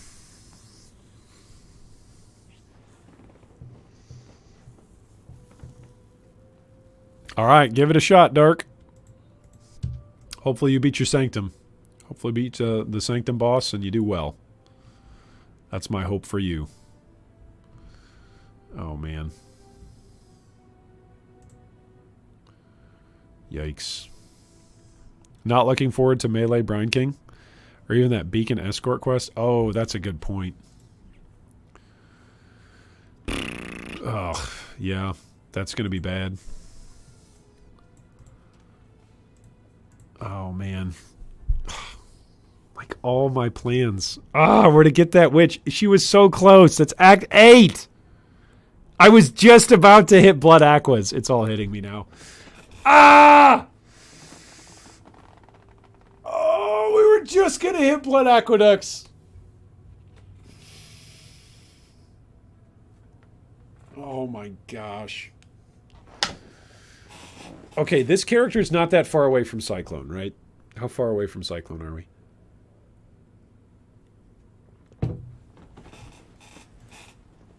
Once I have Cyclone, what can I use? Hey, what's up, Toto? Welcome, welcome. The news today, Toto, is we lost the witch. What, about 20 minutes ago now? 15 minutes ago? We lost the witch. You got 2 supports for Cyclone? Yeah, infused channeling. Right? And then what else? Fire pen? Witch? Our good witch. Witch, the best witch. We also have Earthbreaker support. Oh, and chance to poison? Yeah, we lost chance to poison. No, we lost chance to poison. Oh, we have close combat. That's true. That's true. We have close combat. Yeah, we lost a high level chance to poison. Oh man. Do I want to go back and try a Templar? After an Exarch fight with a meteor phase, every 1 to 3% of HP, you're re-rolling? Ooh. What are you re-rolling to? Oh my gosh. Well, now we can start that witch and try the Hex Bane thing, right?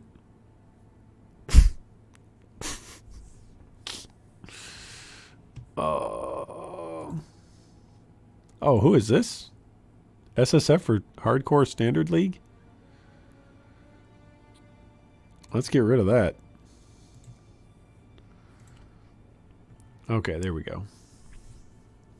So now we've got room for one more character.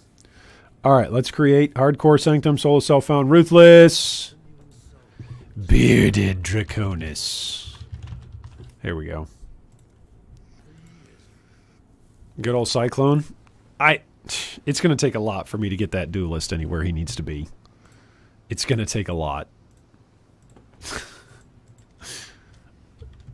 That duelist is so bad. I'm sorry, it's so bad. Going from playing Summoner to Act 3. Like that's not even what's bad about it. It's just like his gear is so bad. His HP is low. Every time he gets hit, it's like, oh my gosh, I'm going to die. Maybe if I had Cyclone, maybe if I just push and farm to get to whatever level it is for Cyclone. Isn't Cyclone going to be a quest reward from Gravicius, though? All right, I'll let you guys tell me where Cyclone's going to drop, and then we'll think more about the duelist. Like, maybe it'd almost be better to play the duelist as like a puncture duelist and go bow. Because I haven't committed yet to any damage yet. Go like puncture bleed bow. I won't have chance to bleed. Alright, come on, old man. Let's kill Hillock. There we go. There we go. Yeah, beat him up. Freeze him to death. Oh, don't get hit. What if Hillock drops for me here? What's he going to drop? What if he drops for me a gold rim? Nope, no gold rim. We did get a 3-link chess piece, though. Oh my gosh. Bows are even harder? Yeah, but bows at least allow me to stay away from stuff. But I think you're right. Bows probably are harder without supports, right? With no pierce support, that's going to be pretty bad. Don't get me started on bows. The problem is scaling melee is hyper-dependent on supports and good weapons.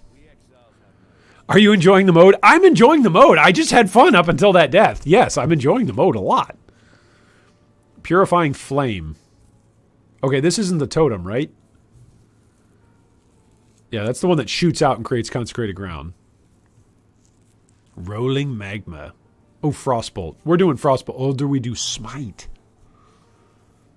No, but Smite is another melee. Do Frostbolt and just go with cold damage and elemental damage. That's going to be super duper easy to level with.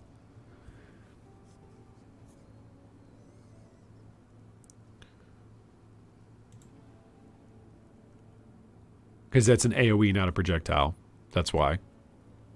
Oh, lightning pen. I could do infused channeling support and then go with with lightning tendrils. It is a more multiplier. All right, do I have any leveling junk that's low level? No, I'm level 2, right? So I don't have anything yet. All right, so we're going to go this way for life and mana regen, and then come up through here probably.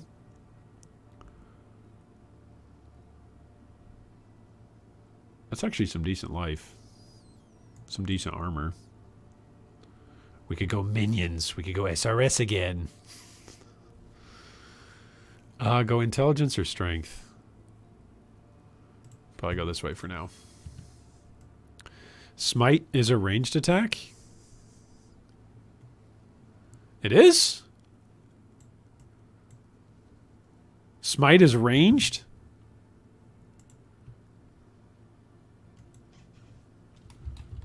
I don't think so. I think Smite's melee. Pretty sure it's... What? Poison concoction or toxic rain for a bow build might feel doable in Ruthless. Lightning tendrils are bad. Yeah, it's so close. Smite has some range to it. Yeah, it's got some range, but it is a melee and it is a strike. You have to go up and it's melee with a ranged portion. Yeah, you got to go up and hit stuff in order to activate it, right? Yeah. We used to use Smite on aura stackers. All right, this is what I'm going to do. What am I going to do here? I'm going to refill my drink, use the restroom, and I'm going to be right back. If you knew it near enough a strike strikes, okay, that's fair. That's fair. I guess that's why the attack... What is it? Attack always attacks when you're near, right? That's what you want to do. You can play Toxic Rain with the starting bow until Act 10. Oh my gosh. Okay, well that's giving me hope for the shadow. All right, let's grab a drink and I'll be right back.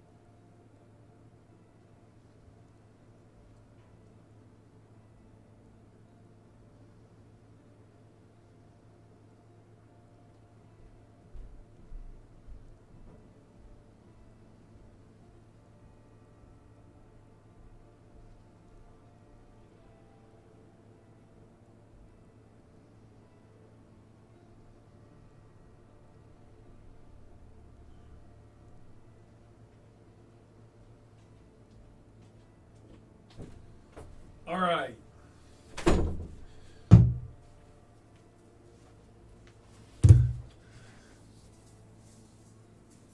All right, I figured out what the problem is. The problem is I have not been accurately prepared. That's been my problem. I have not been wearing the attire of a character that I'm playing. That's the problem. And so now, having equipped myself in the attire of Gandalf the Gamer. Here we go. We shall game as only Gandalf can. There we go. Whew. All right. I'm feeling good about Frostbolt. No joke. I'm feeling good about it.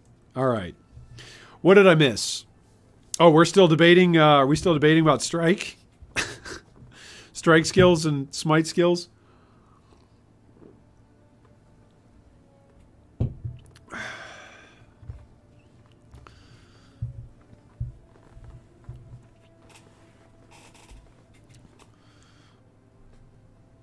He's gone insane, says Toto.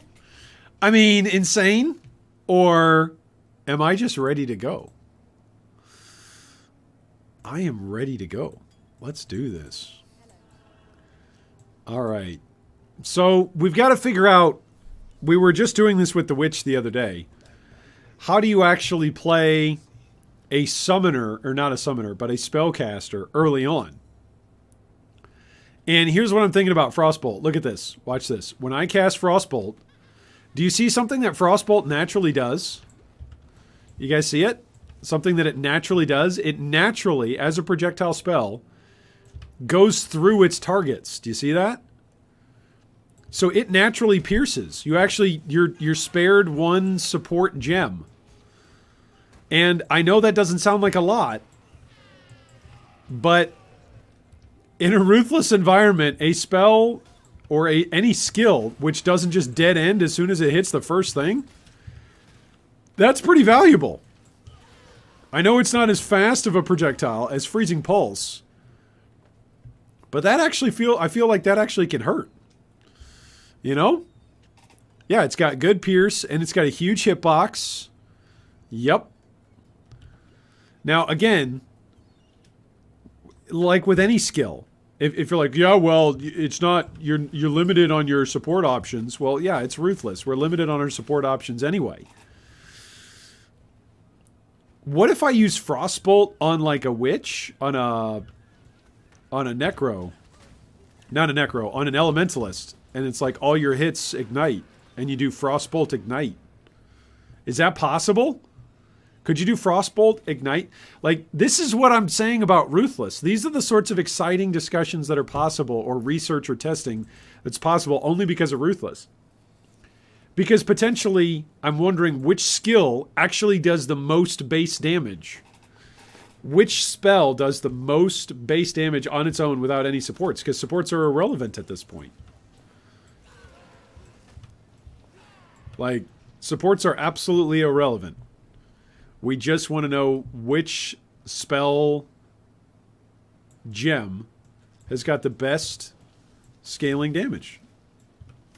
And really, for our purposes, we're actually not even interested in the scaling. We're just interested in, like, the leveling. Like, let's say level, I don't know, all my gems on that level 60 character were, like, level 14. So let's say up through, like, level 15. Like, what gems scale the best for their flat damage up to level 15? That's the question. But look at this. Look at the pierce. Like, I'm actually able to do damage to Hail Rake, even though there's stuff standing in the way. My melee character couldn't say that.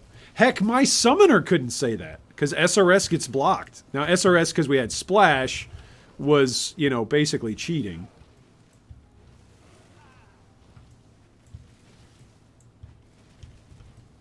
Okay, is it better to go up and just smack him with the hammer? Is that actually more damage? I think it is more damage.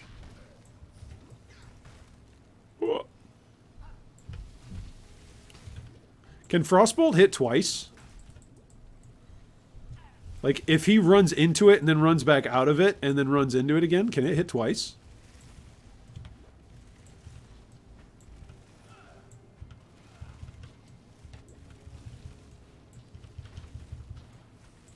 What if I just, like, scale a bunch of cast speed? Look at that. We got a rare scepter. Increased spell damage and flat added cold damage. Let's go. All right, we got ourselves a build. All right, here we go. We're going to grab the strength. Swap back out. No, you did die, did you? Yes, Sonny. Our level 64 Necromancer. We died in Delve. I went into Delve and we died to the purple explodey chaos crystals. I was standing on a whole bunch of them, did not notice, and we exploded. We absolutely exploded. It was bad. No, it can't hit twice. Flat cold to attacks. Discharge is the strongest skill. You can easily get 3 endurance charges. Oh. Okay. Hex Blast has 28% more ignite potential than Hex Blast at 20. Wait, what are you saying, Dark Cell?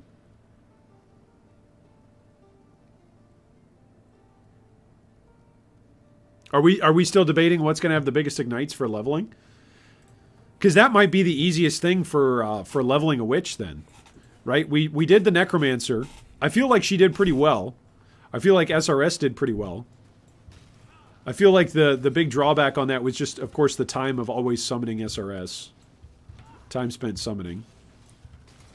But I feel like she was a pretty good character. Also, the other advantage of playing Necromancer is... with our very first Ascendancy, we made sure that we had 30 flat elemental resist, so that was pretty good. Whereas, like, I'm not sure on Templar what I would actually go with my first Ascendancy. What's the strongest first Ascendancy? Because that's probably all we're gonna do, right? First Ascendancy. Well, maybe then second and third, right before Katava. Extra lightning damage and exposure. Yikes! I have no lightning resistance. I need to go put on some rings. That's what I need to go do. Before my character dies. What level am I? Level 3? Alright, we're about to hit 4. Hiya! Hiya! Yeah, there we go. Now we're level 4. Actually farming the mudflats. Alright, watch the charging. Roas, charging Roas. Charging Roas. Look at how big Frostbolt is, though. That's got a good size. And it freezes, too. I might accidentally fall in love with Frostbolt here. See, this feels so much better, even if it takes 2 or 3 balls to hit something. It feels a heck of a lot better than Earth Shatterer. I mean, Earth Shatterer felt good when we were first using it and first blowing everything up, but I think it's an accuracy thing. I think that duelist needs some accuracy, and once I get some accuracy on him, he'll feel better. I think. That's what I'm telling myself. Oh, gosh.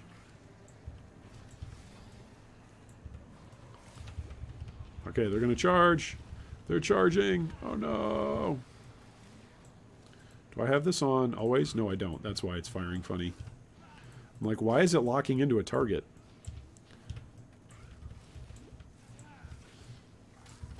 There we go. Look at this. Look at the damage. And from distance, too. What is this? Are we an 80 carry in League now? Look at me. I'm the 80 carry now. There needs to be an old man 80 carry in League of Legends.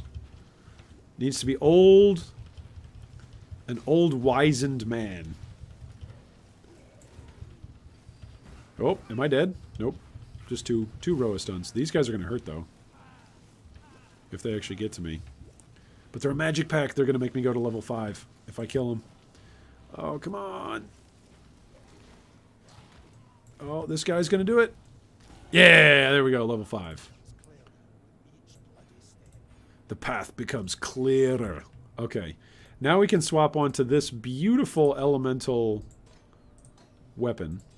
And look at our weapon skyrocket here. We go up to 20 DPS all the way up from 19. I mean, come on. Come on. That's 1 DPS more than what we were at. That's pretty good. Wait, these guys didn't rise up with the other guys? That's kind of funny. All right, let's grab the movement speed flask. Whew! Don't forget Ice Nova plus Frostbolt. Yeah, I think scaling cold is just going to be super duper easy as or super duper easier as a spell. Oof, as long as I don't die here. Why does everything in the zone have the same added lightning damage and exposure? All the magic monsters have that same mod in this zone. Fireball also has more flat effectiveness for ignites. Really? Yeah, but Fireball is only single target. That's what I'm thinking. That's what I'm thinking. Oh, I only found 2 of them. So I'm thinking Frostbolt, because Frostbolt, as soon as it hits, right, it pierces through. So like that hit multiple characters. Fireball is not going to do that without pierce. Which, is there a pierce on the tree? Or is that more Deadeye shenanigans? It's probably more Deadeye shenanigans.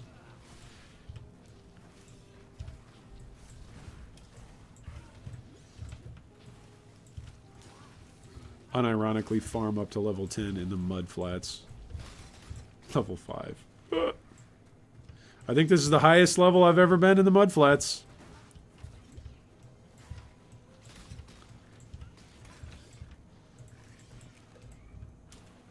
All right. True min-maxing, 19 to 20 DPS.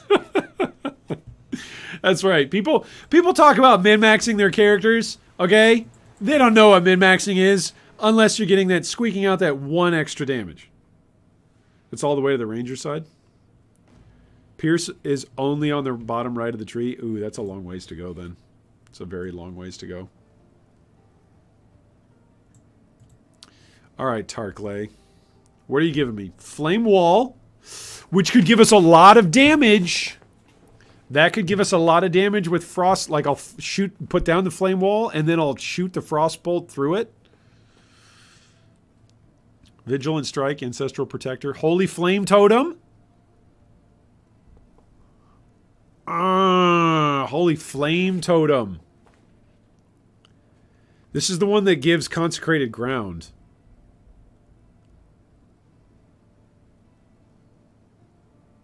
That's pretty good. You want to see the video effects of the ball with the flame wall on it? All right, you called it. You called it, Dark Cell. We're doing it. We're doing Flame Wall. Frostbomb is really good, though, too.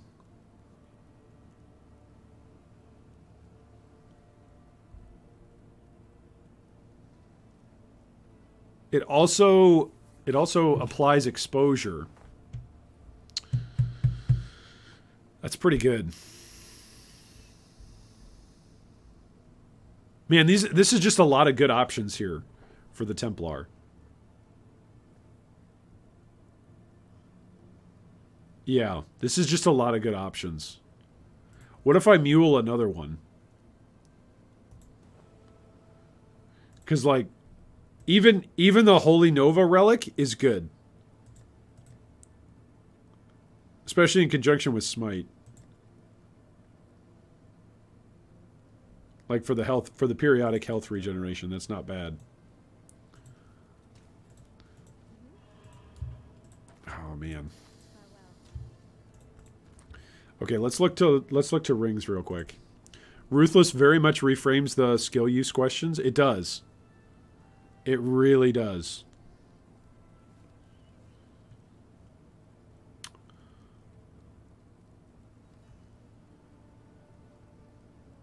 All right, 15 to energy shield. Oh my gosh, that is not what I wanted to do. Let's just use a blank shield. We'll just use the blank one. Oh my gosh, this gives 11. Okay, it's not going to be magic, but that's okay. Jewelry. What can we use? All right. We can use regenerate 2.3 life per second. We've got a coral ring. Coral! Coral ring! Okay, we've got a power ring. And then I think I have to wait a couple levels before I get anything else. Yeah. Oh, man. We do have Fireball. We do have SRS. Hey, does SRS count? It's not a projectile, right? So Flame Wall would not count for that. That's interesting. I forgot Iron, but do you get Holy Relic? We do. We do. That's why I'm saying I need a Mule. Are War Cries drop only? No, you can get them as some quest rewards. Good question. I think we need a Mule. I think Mule this guy, like every single gem that we just got from the Submerged Passage, basically. So what do we want? Yo, well, I'll tell you what I want, what I really, really want. We want Holy Relic. Well, maybe not Holy Relic, but at least Holy Flame Totem and Flame Wall. I think that's what we want. All right, let's try this. Let's try this just for a second. Let's see what this is like with Frostbomb. Where does Frostbomb place? Okay, it does place right in the spot.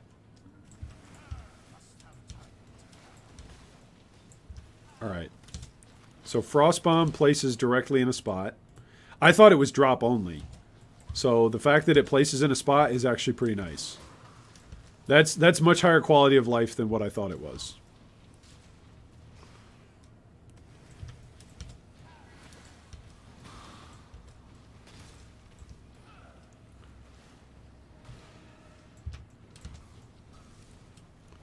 Look at that. Look at the combos.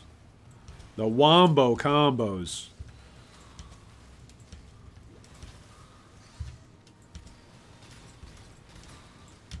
We're going to use that Twig Spirit Shield. Heck yeah. That gives us spell damage. So we're using that.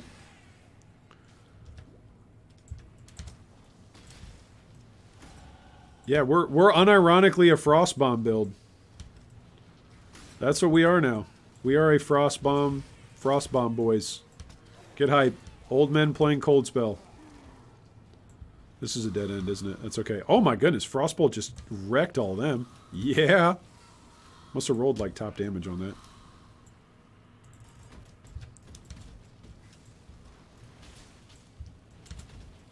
Look at the damage.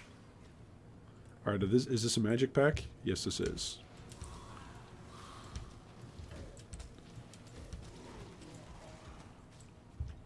Also, Frostbomb allowing you to stay mobile? That's a pretty big deal. Like, I know it doesn't do damage immediately, but it allows you to stay mobile, so...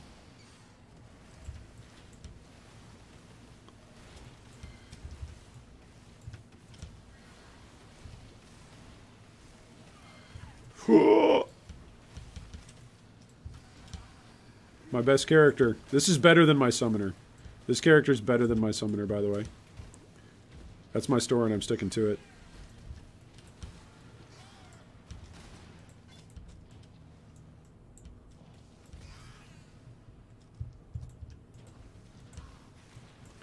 This is already my new favorite character. My new favorite style of play. Freezing everything. There we go. Fire and Ignite resistant. What am I going to do when I bump into, like, all of the magic packs that are, like, cold resistant? And I just do no damage. It's going to be bad.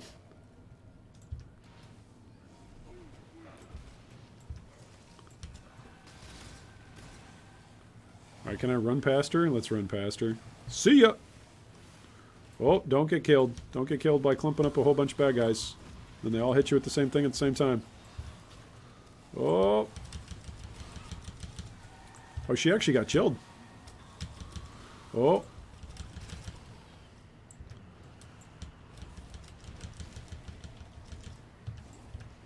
She's chilled at 17%. That's pretty good.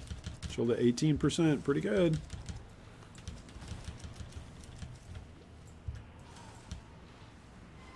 What if, since she's a unique, she dropped me a unique? It'd be pretty nice. Nope. I just got a monsters impact 6% reduced resolve with 27%. What? Oh, are you talking about the room? The boon? For Sanctum? You got a Sanctum boon?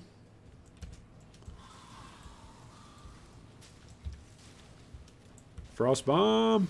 Boom. Frost bomb. Boom.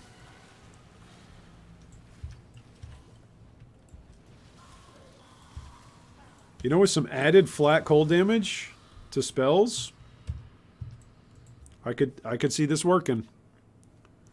No, a relic, it's insane. Oh, monsters impact 6% reduced resolve. So that's like a with them increased max resolve. Oh wow. So that's like a resolve resistance roll, basically. Alright, so this is more armor and regeneration. And then we'll come up through discipline and training. Yeah, let's do that. Don't forget scepters do LE damage. Yeah. Yeah, our scepter does good damage.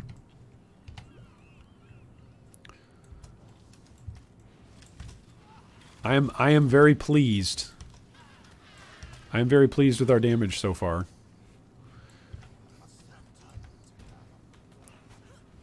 Boom. All right. Boom. Boom. This is actually a more satisfying playstyle for 2-button build than Blade Fall, Blade Blast. No joke. I feel like that build was so... It felt like such a hiccup playing that build. My apologies if that was your favorite build. To me, it just felt like a hiccup. It was strong. I just felt like I was constantly hiccuping. I was like, okay, wait, do I have the one thing down first? Which maybe that's what Flame Wall will feel like. I don't know. But I'm definitely going to Mule one. We're going to see what it looks like.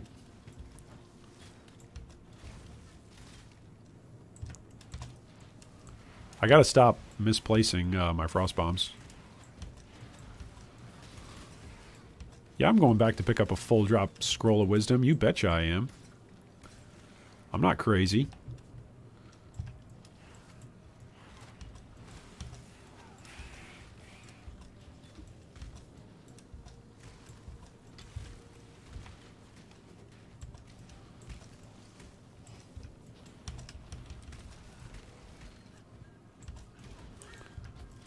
Hit that guy. There we go. The guys who channel the Incinerate, those guys are actually kind of dangerous. At least at this level, with as little resistances as I have. Boom, baby! We're level 8. Look at us go. Frostbomb getting levels. Found my second unique. Lightbane Raiment. We're just week 1. If I re-roll now, I basically go back to the start. Oh boy. That's rough. That is really rough.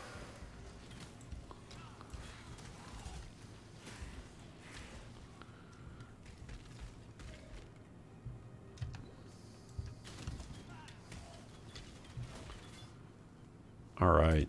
Let's see here. What do we got? Chests? Anything? Nothing.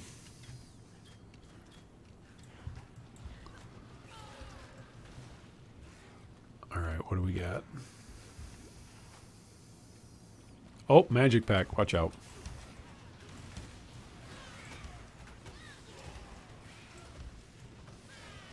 Oh, am I taking damage here? I am.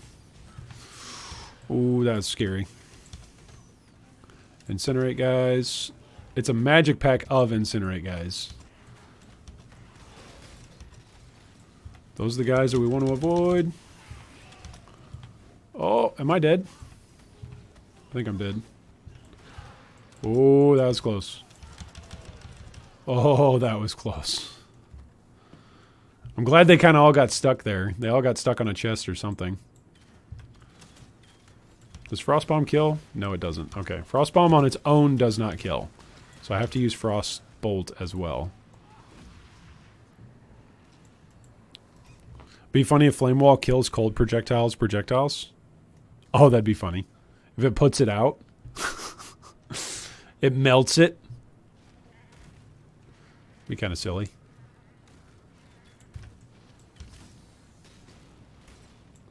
Alright, go to the waypoint. Go back home for a second. Okay.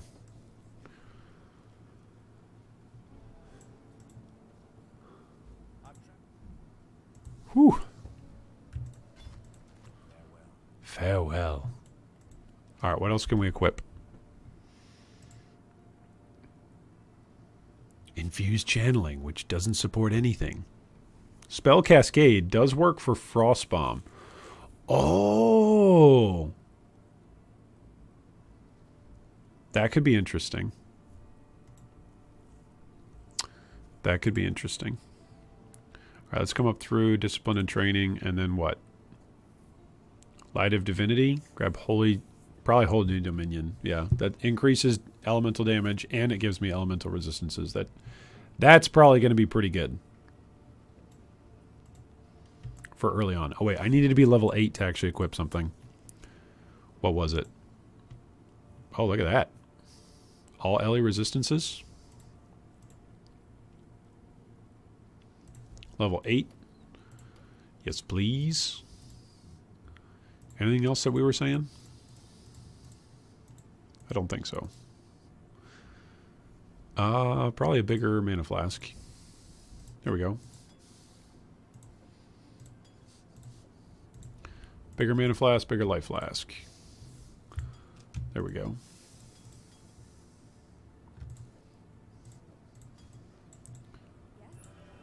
Sell these real quick. While we live, we are blessed. Okay. I don't think I have anything else that's that low a level. Nope.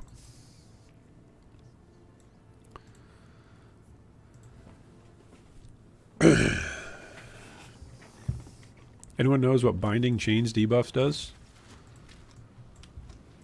That's from the Sanctum room. I thought it does. It has an interaction with you and your minions. Like it's kind of slows everything down. I think we got that one time on our minions and it looked like a purple chain between everything. Oh gosh. Am I dead? I need some more health. Had a panic flash there. That molten shell was no joke.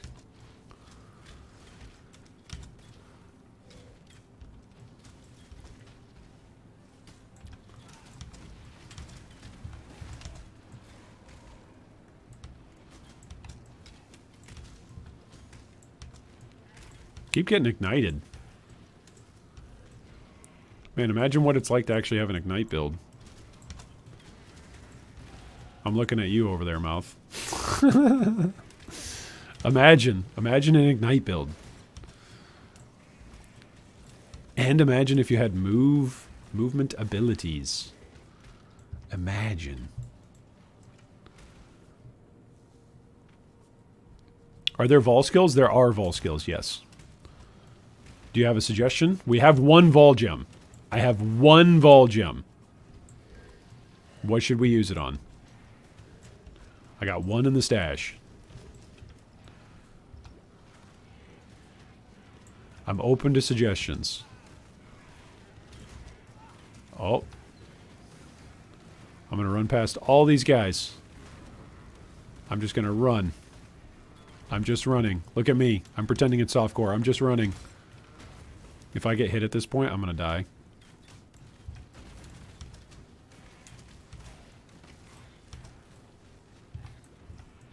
Oh my gosh. Thought I was stunned there for a second. The camera shook and rearranged my character. That was spooky. Cyclone is a movement skill? Hello.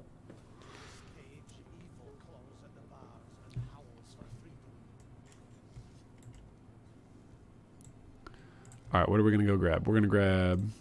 Yep, increased elemental damage. And then... Yeah, we're going to grab Holy Dominion. Binding Chains is a Grasping Vines-like debuff that stacks only once and inflicts 20% reduced movement speed. Oh, okay. There you go. So that's what it was. I thought it was pretty nasty, but I also didn't have movement abilities. Oh, full drop. Nice.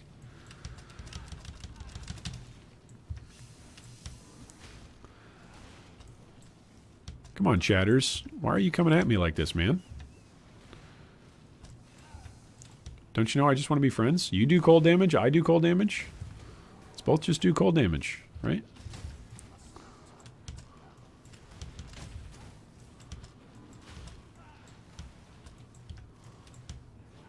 Why can't we be friends?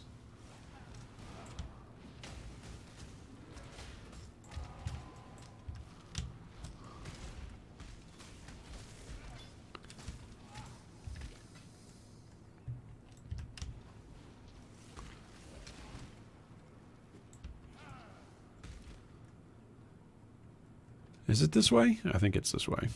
Brutus is going to kill me. I need to go get Holy Flame Totem. I need to stop memeing around with this. All right, that's what I'm going to go do. That's what I'm going to go do. All right. I'm going to go make a phone call, and then we're going to mule this guy. All right, so let's kill this one, because we've already muled him once. Let's go take off whatever he's got on, right? He's level 4. He's got nothing. Okay, we can kill this guy. All right, this character we were saying we might want to mule in the future. But I think we already muled her one item, so we're just gonna move it over. Okay, this is fine. This stuff is... That's actually good. That's what my... That right there is what my little guy needs. Okay. Active gems. Burning caustic shrapnel. Throw this over here. Throw this in belts. Throw this all in flasks. Alright, delete this mule. Alright, create... Mule Draconis.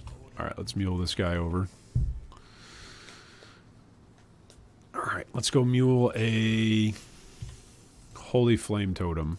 Because that gives us Consecrated Ground as well. And that's no joke this early. It really isn't. That's really strong. Having Consecrated Ground. In fact, don't tell anybody about it. Don't tell Chris. I think it's OP. I think it's probably OP. Having an AoE totem that does damage that scales with your style of damage as well. That can be good.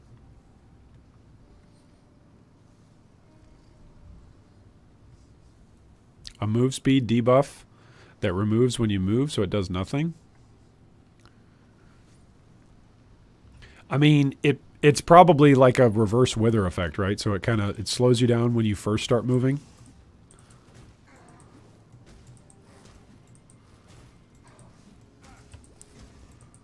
I don't know if it's gradual like Withering Step, but or like Evasive.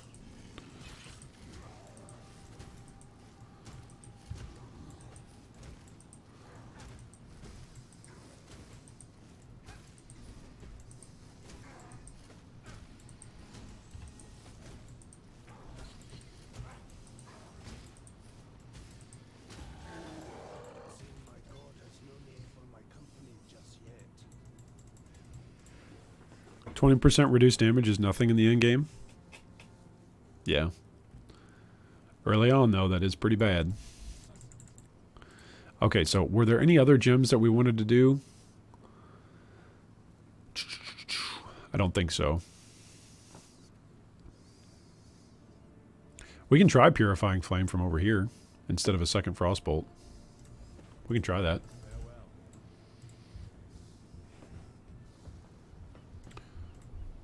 Alright. Because Purifying Flame also travels through stuff, right? It travels to an area. So that's pretty good. It's just, it causes an area to have Consecrated Ground.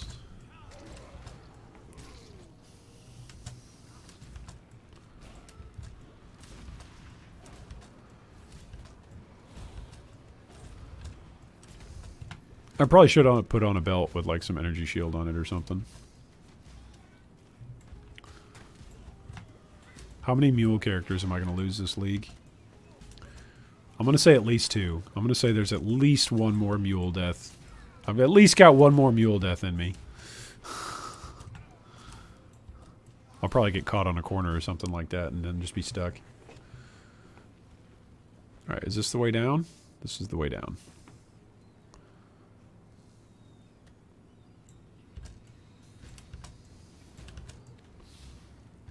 Alright, do I dare skip the medicine chest and just go to Mud Flats?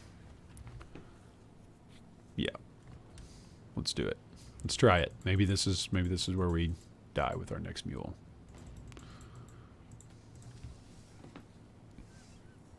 The travel is visual, I think. It does not get a flame wall buff. Oh, that's interesting to know. That's very interesting to know.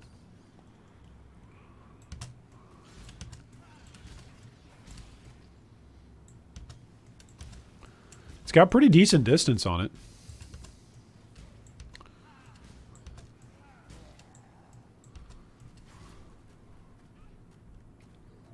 Alright, there's fitted pool. Whole bunch of Roas.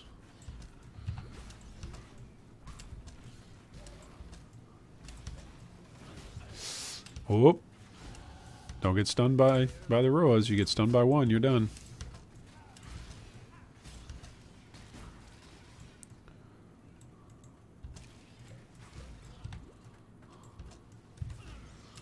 Alright, here's the next two.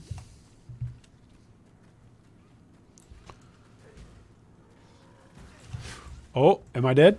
Oh, oh. Oh. Bring him around the tree. Bring him around the tree. There we go. Stand on the consecrated ground. Oh, still gonna die. Nope. Nope. Oh, am I dead? Almost. This tree is not like the invulnerable tree that we found the other day. Not as good.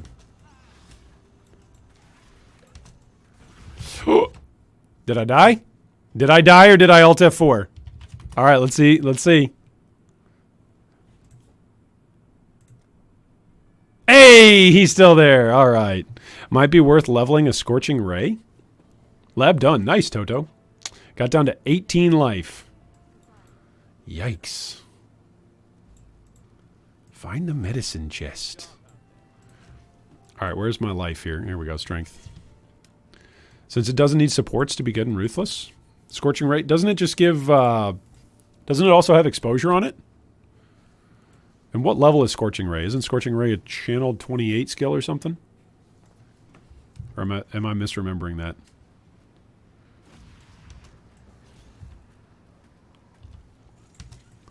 Oh gosh. Magic enemies with Roas charging me? This is spooky. Alright, Purifying Flame level 2. Let's go. Look at the damage boost. Alright, we're level 3. We're going to kill some magic enemies here. Yeah, oh, we're level 4 now. Look at that.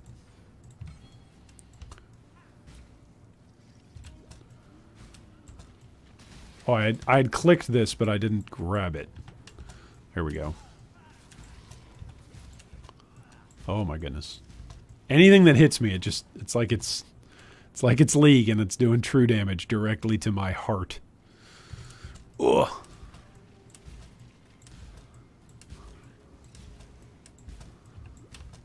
Man, they gave magic monsters so much more HP.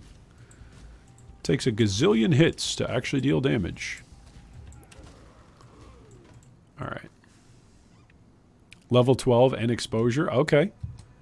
For Scorching Ray. That's not bad. That's not bad then. Level 12 is not bad. It's going to come down to what are the other skill gem choices? Like, do I have to mule somebody to level 12?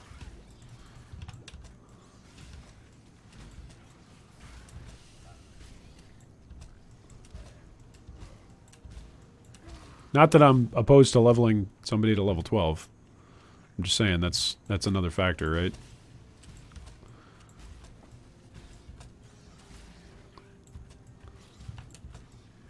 But it's so much more about what gems can you make available for yourself.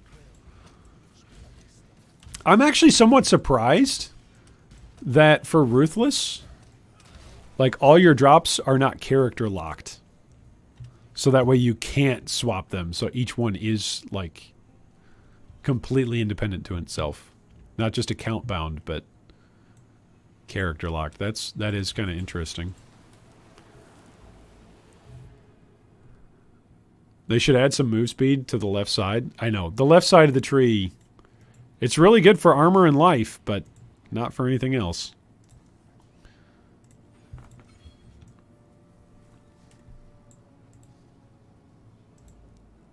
Okay, we want Flame Wall.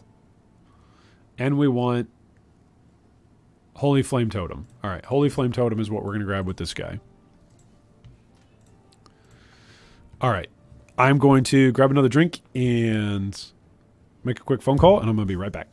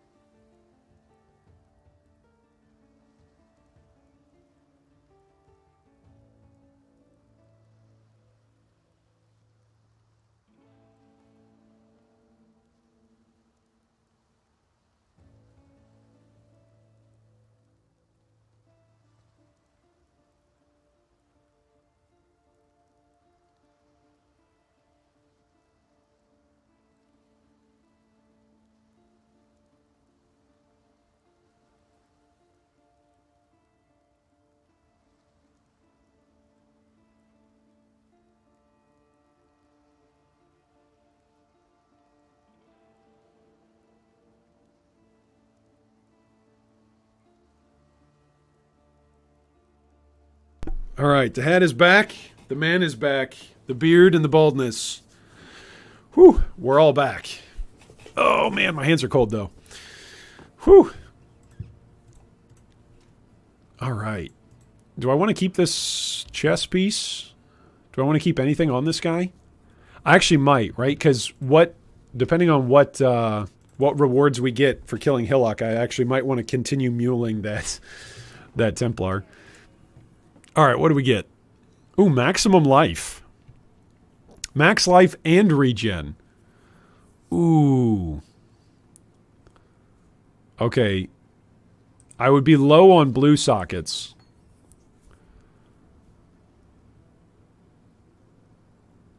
It actually gives less armor. Look at this. The armor that gives energy shield actually gives more armor than just the base armor that gives. It doesn't even have an armor roll on it. That's so funny. Okay. Take this off. Frostbomb. Sell this back. We got a full drop transmute. Let's put that into our growing stack of Orb of Transmutes. Oh, thank you. Thank you, Mouth. Thank you, thank you. My apologies. You know, we'll just keep up the hydration message throughout the stream, you know. Not a bad idea. All right, so now we've got a red gem for Holy Flame Totem. So Holy Flame Totem is going to go over here. It's got 18 DPS. Man, we're just rolling in it. And there was something else as well that we were going to swap over to. Was it a belt? Was it a jewelry item? Ooh, sapphire ring. Yes, please. What else? 2.8 life per second. Well, that's an upgrade. Look at all this twink gear that we've got. All right, this is our increased item rarity gloves. All right, look at this vine circlet helmet. Yes, that's what we're going to swap over to. Fire and lightning resistance. And it's got some intelligence on it, so we've got some extra energy shield. Like, we really need that. But anyway, I'm going to pretend like that's a good thing. This is a totem. Yeah, so we've already got our totem. We've already got our Holy Flame Totem is what we're using. Okay. By the time you get burnt out... Wait, what do you get burnt out about? Maybe I'll make a character in Trade League. I want to enjoy SSF, but all the cool items are dropped by Ubers, and I need at least some cool stuff to kill Ubers. By the time I do get it, I get burnt out. That's fair. That's fair. Play at your own pace, right? SSF has slowly become the league for people who play 10,000 hours a league.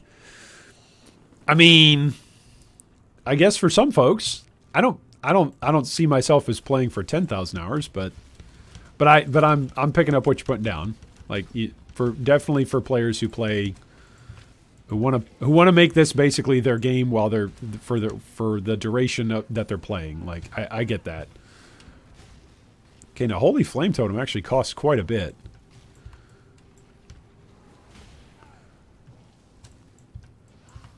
It's pretty expensive as far as mana goes.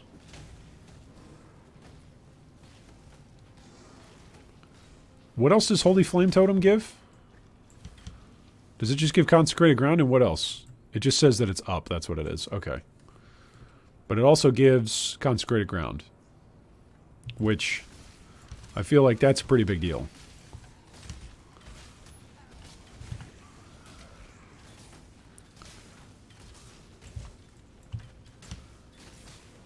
Fire and Ignite resistant.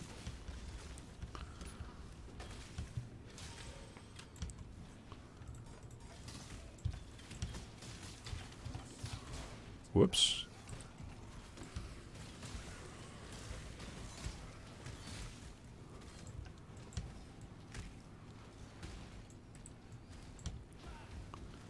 I feel like probably having Holy Flame Wall, or not Holy Flame Wall, but just having Flame Wall, that would actually significantly add some damages.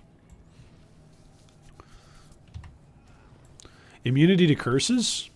It reduces the effect of curses, I think, is what Consecrated Ground does. Is it the Guardian buff or the Inquisitor buff that makes it so that way you're also immunity? Oh gosh, those guys are attacking or moving rather fast. That's kind of spooky. They also have... Okay, they just have Hasted. I thought it said Hatred. I was like, oh, they're Hasted and Hatred? Is there like a Hatred aura that the other guys are giving? Ooh, increased spell damage. Goat's Horn. Grants 2 life per enemy hit. That's actually going to be better than my shield at the moment, right? Oh, but I can't use a horn plus a scepter. I'd have to use 2 horns. I think I actually have 1.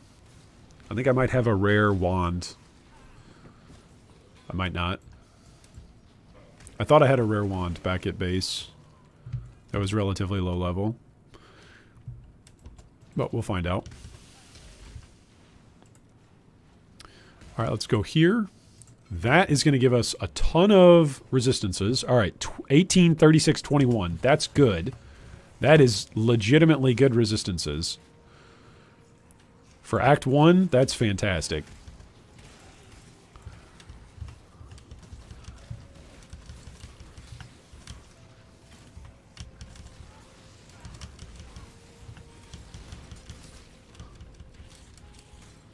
All right. Let's see here.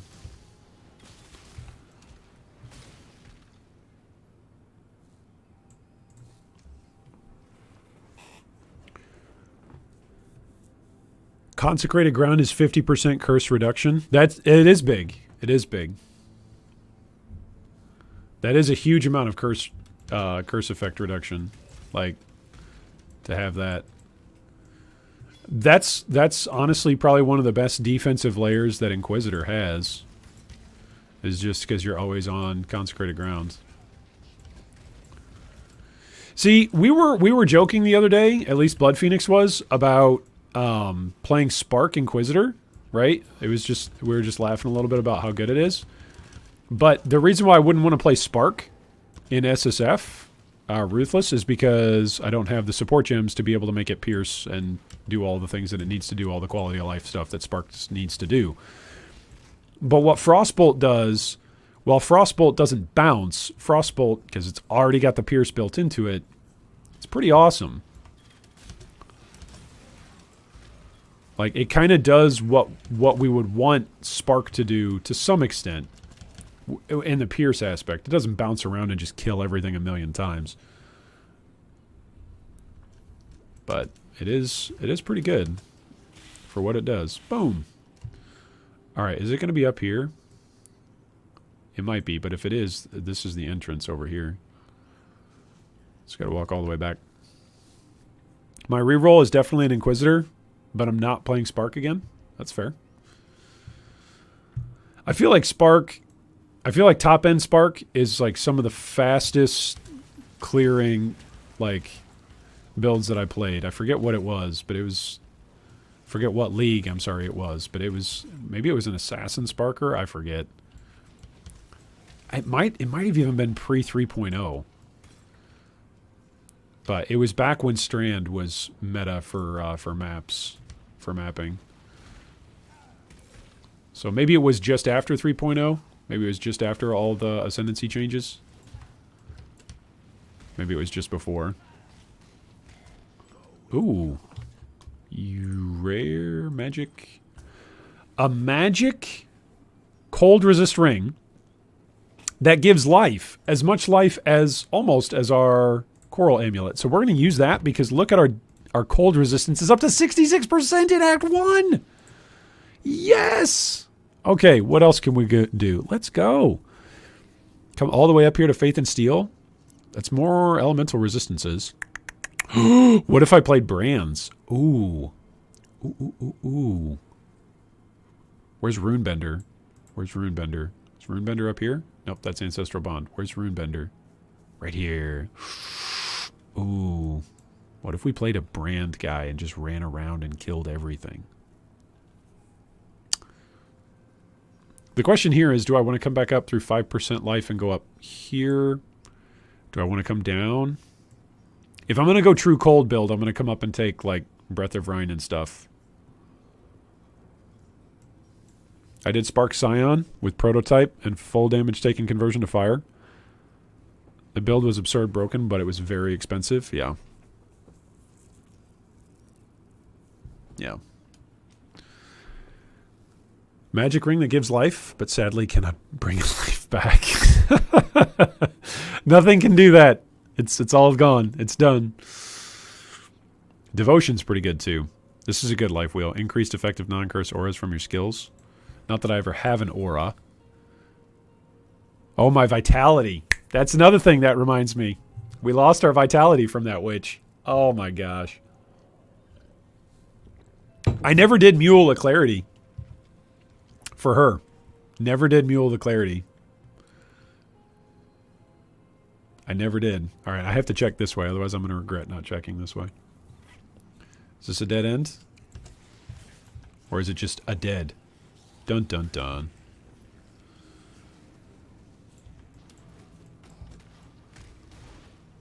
Yeah, maybe it's a dead end, maybe not. Yep, dead end. I must have time to regather my strength. Oh, my will, I'm sorry. You play this game for years, and you don't even know the voice lines of every single character, and you call yourself a fan. Alright, go this way.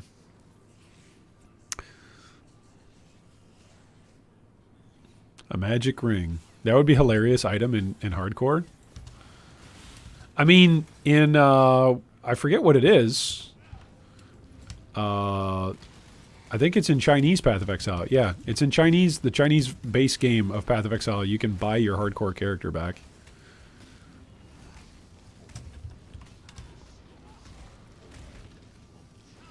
Which I think is pretty lame, but like at that point, why play hardcore? Like you're literally just money shaming people who don't buy their character back. Why play hardcore? Just play softcore. Is this also? No, this is it. I was going to say, I thought the other way was the ascending. Trial of Ascendancy. Full drop orb of trance. Let's go. We can make something into a magic item.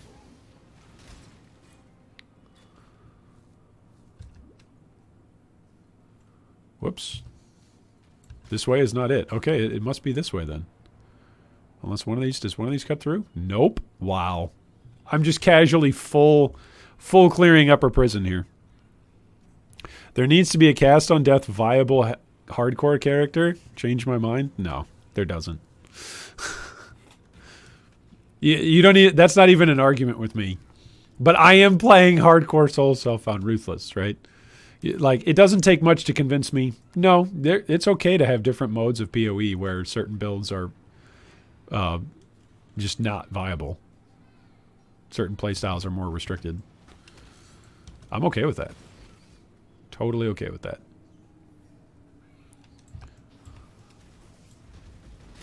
Oh no, here come the spiders. Hey, we're the spiders. People say we spider around.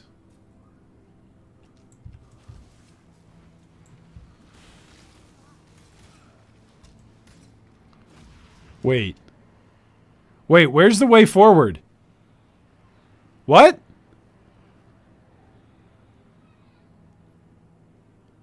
Guys, what am I missing? What am I missing? Is it here? Oh, it's here. Here it is. Okay. Oh my gosh. I can't believe I missed it. It's over here on the left. Right here. Right here. Right in this tiny little squiggle that I didn't go over. Gotta go to this tiny little squiggle. There we go. Boom. See, the danger of playing Frostbomb as like a main source of damage for hardcore is when it doesn't go off fast enough, you're just dead. But you don't want to use it with like a build that scales less duration on skills. Because less duration for Frostbomb is less damage. It gets a more multiplier the longer it sticks around. So you want that more multiplier. You want it to stick around for a while so it can pop stuff. Alright, Frostbomb leveled. I've only got 380 life. I think Brutus is probably going to kill me. With as little damage as I do, and with as unautomated as my damage is.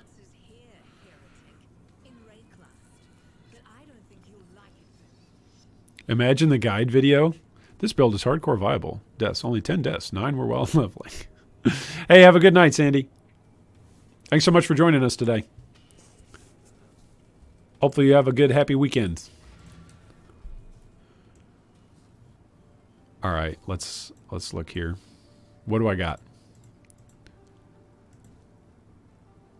Anything else I can use? I don't think so. All right, leveling junk. Anything else I can use? All right, I can use life and intelligence. I must have... Oh, this is level 30. I must have gotten rid of the wand. That's what I must have done. I must have gotten rid of the wand then. A level 12. Jewelry, here we go. Alright, let's bring back 2 portal scrolls. I still don't have any boots right now. It's kind of funny.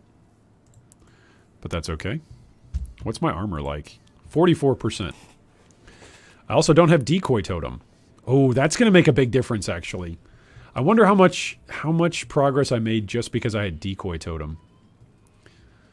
All right, let's find out. Let's go fight Brutus.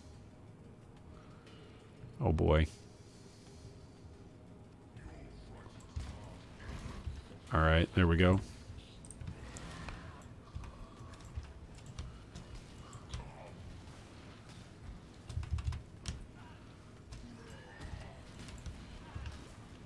Okay, am I even hitting him? No, I'm not.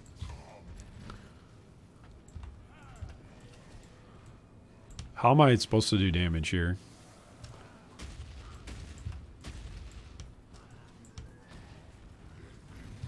Whoops.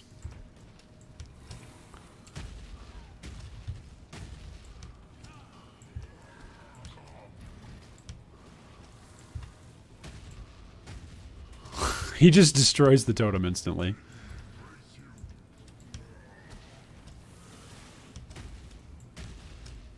I think Holy Flame Totem not doing that much damage.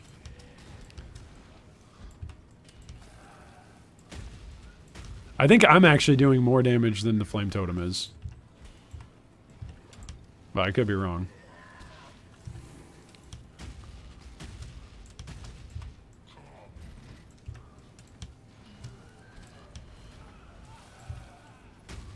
Okay, so his explosion maneuver is the one that does the most damage.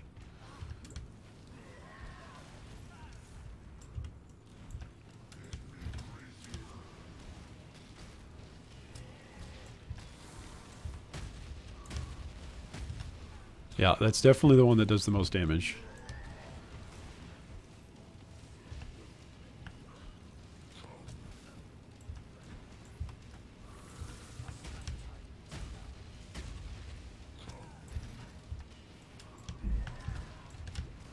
All right, there we go. Rest now, tormented soul. All right, we got some slippers that gave us some life. So that's kind of nice. Oh, we can actually exit this. We don't have to go through this room. I think it gives us the next waypoint automatically. All right, Nessa, we can sell some stuff. Ooh, what do we got here? Increased charge recovery. All right. Let's go. Let's go grab... do we want maybe clarity or vitality? Probably vitality.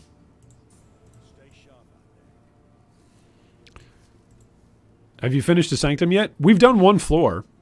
If you die in Sanctum, do you actually die in Hardcore? If you die in the Sanctum, you still die, yes. If you just fail the Sanctum, you do not die. But if you die in the Sanctum, yes, you die in Hardcore. Yep. The ground slam cascade does the most damage. The repeated slams do moderate, but all 3 is more than the slam. Okay, it's good to know. All right, let's take this off the main bar. There we go. Oh, magic pack. That is accurate. Okay, that might be my favorite magic mod. Let's just only have packs that we fight that have accurate on them. You can hit me, but just don't do any damage. Stuff that's inaccurate, but all of a sudden when it hits you, it just blows you up. That's no bueno. No bueno in my book.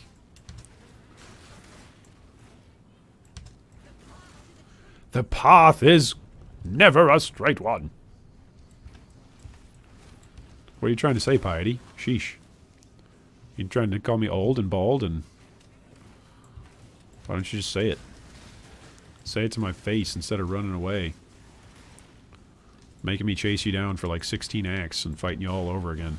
Oh gosh, here's the unique. Okay. Whoop. Alright, now he's a unique guy, so he's going to drop me a unique, right?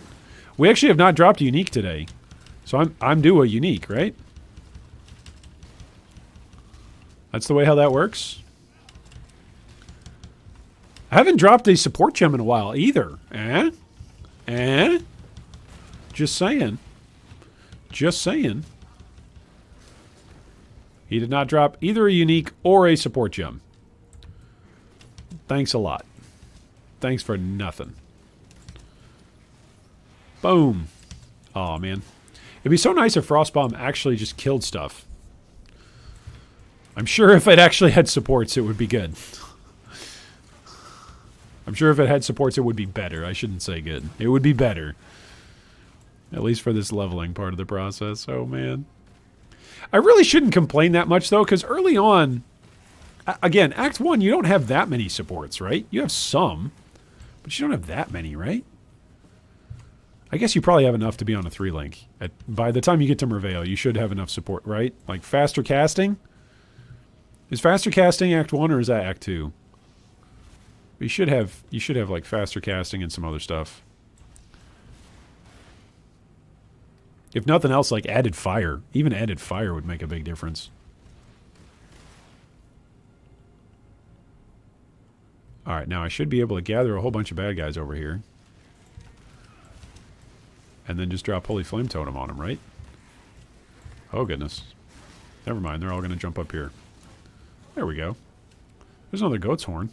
Maybe I just use transmutes on a bunch of wands, on a bunch of Goat's Horns, and see what we can craft in terms of damage. For early on. See how far that carries us. The thing about doing vendor recipes for like +1 level wands is that you have to turn in quality level gems. And I definitely do not have quality level gems. That's the recipe for +1 wand. Faster casting is Act 2. You have Arcane Surge and added damage in Act 1. Okay, Arcane Surge would make a pretty big difference too for damage.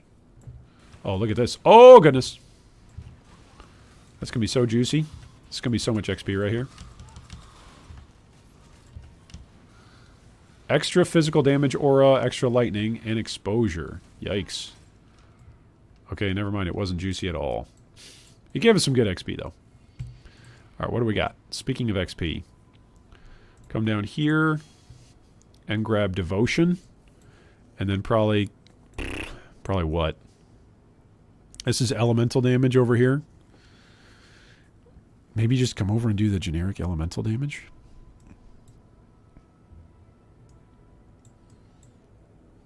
That's with maces and scepters and staves is over here, right? Isn't the staff? Yeah. LMP Pierce, LE Prolif. Added fire doesn't actually add fire. Isn't it 50%? It gives you more fizz as fire. There you go.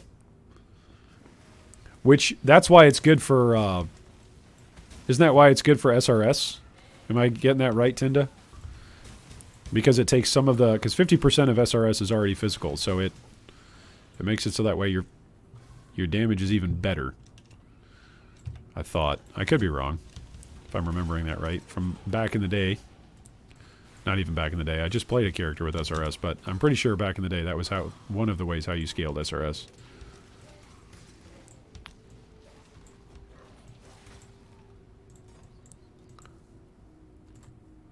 Alright, we got another level. So let's go grab some more life. We're doing okay-ish damage here. With Frostbolt. And with Frostbomb. Boom. Boom. What makes me nervous is that stuff is coming up on me, right? Like, that is a significant difference between the Summoner playstyle and any other playstyle. It doesn't have to be melee. Just any other playstyle in Path of Exile. Are you not taking any damage? Why are you not taking any damage? Cold, chill, and freeze resistant. Oh my goodness, that's why. Rot Scrabbler the Wicked. Rot Scrabbler the Wicked is no joke.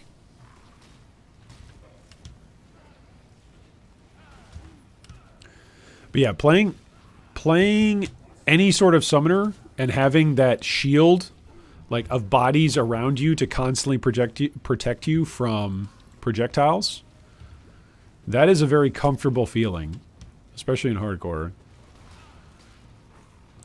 And again, it kind of always gives you a visual cue, like, hey, I'm about to get hit.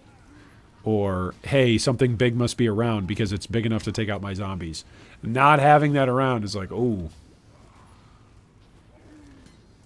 Something can really do damage to me, and there's not much of a notice for it. That's one of the reasons why I like playing Cyclone. I know we're going to try it here on my duelist once we get the duelist there, but it's so dangerous. It's so dangerous because it's like you have to be in the middle of whatever it is that's going to kill you. Like, that's how you do your damage, is by getting into the middle of stuff. So, just pretty spooky.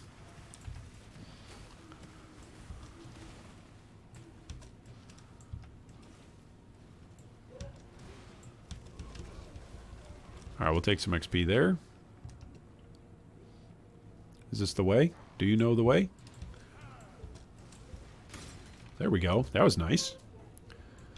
Man, the freeze effect on stuff, when you shatter stuff in this game, is so good. Feels so good. Did you see that helmet I linked earlier? Mark of the Red Covenant? Oh, for SRS? Isn't that the SRS leveling helmet? Right? Isn't Mark of the Red Covenant that one? Maybe I'm remembering wrong. I thought that was the SRS leveling helmet. Added fire's been better since they nerfed everything else. That's the way how it goes in PoE. When the devs nerf everything, you have to figure out, okay, what else could be good? What else could be good here? Alright, so Vitality is strong enough at this point. We are out healing whatever damage. Yeah, we're getting 10 life back. That's pretty good. Extra life, extra crits.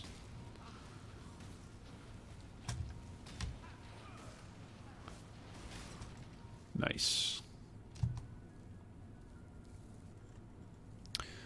Yeah, I remember I think it might have been Metamorph. It might have been after that. We were all leveling. A whole bunch of us were leveling in guild chat and showing off the different uniques that we were getting. And either I did or somebody else did. Dropped Mark of the Red Covenant. We were like, can you imagine how bad things would have to be that this would be good?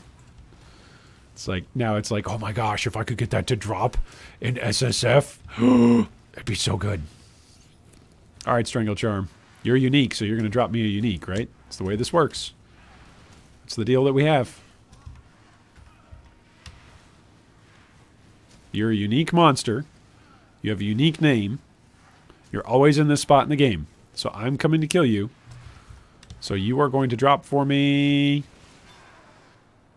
medium life flask and iron gauntlets. All right. All right. Well, that's... I guess I'll take it. It's a build-defining helm.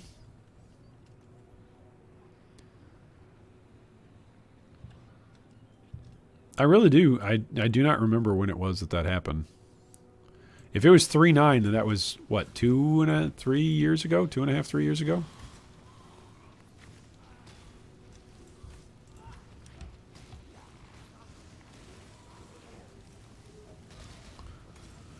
Like, this is how bad it's getting on my duelist. I'm considering just on my duelist being like, all right, let's go grab SRS. Let's just go level an SRS gem. Grab it on some other character and just have my duelist be a duelist SRS character. Because why not?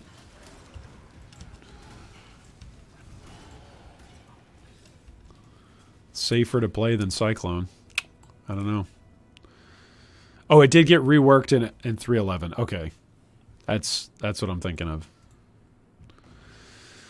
Whew. All right, let's come check and see any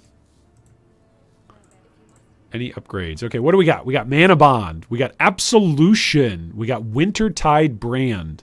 We got Storm Burst. We got Storm Brand. Static Strike. Ice Nova. Blazing Salvo, Storm Call, Searing Bond, and Scorching Ray.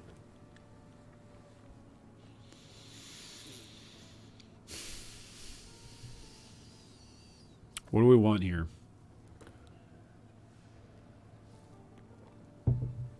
I'm open to suggestions.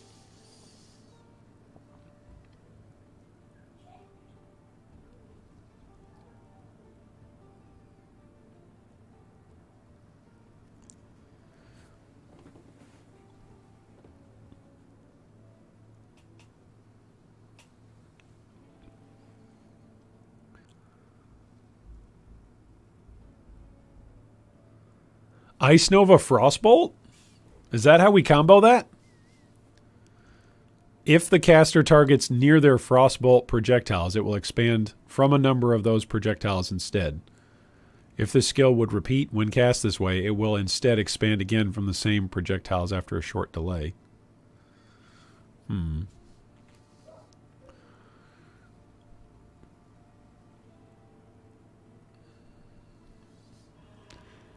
Then there's just Wintertide Brand.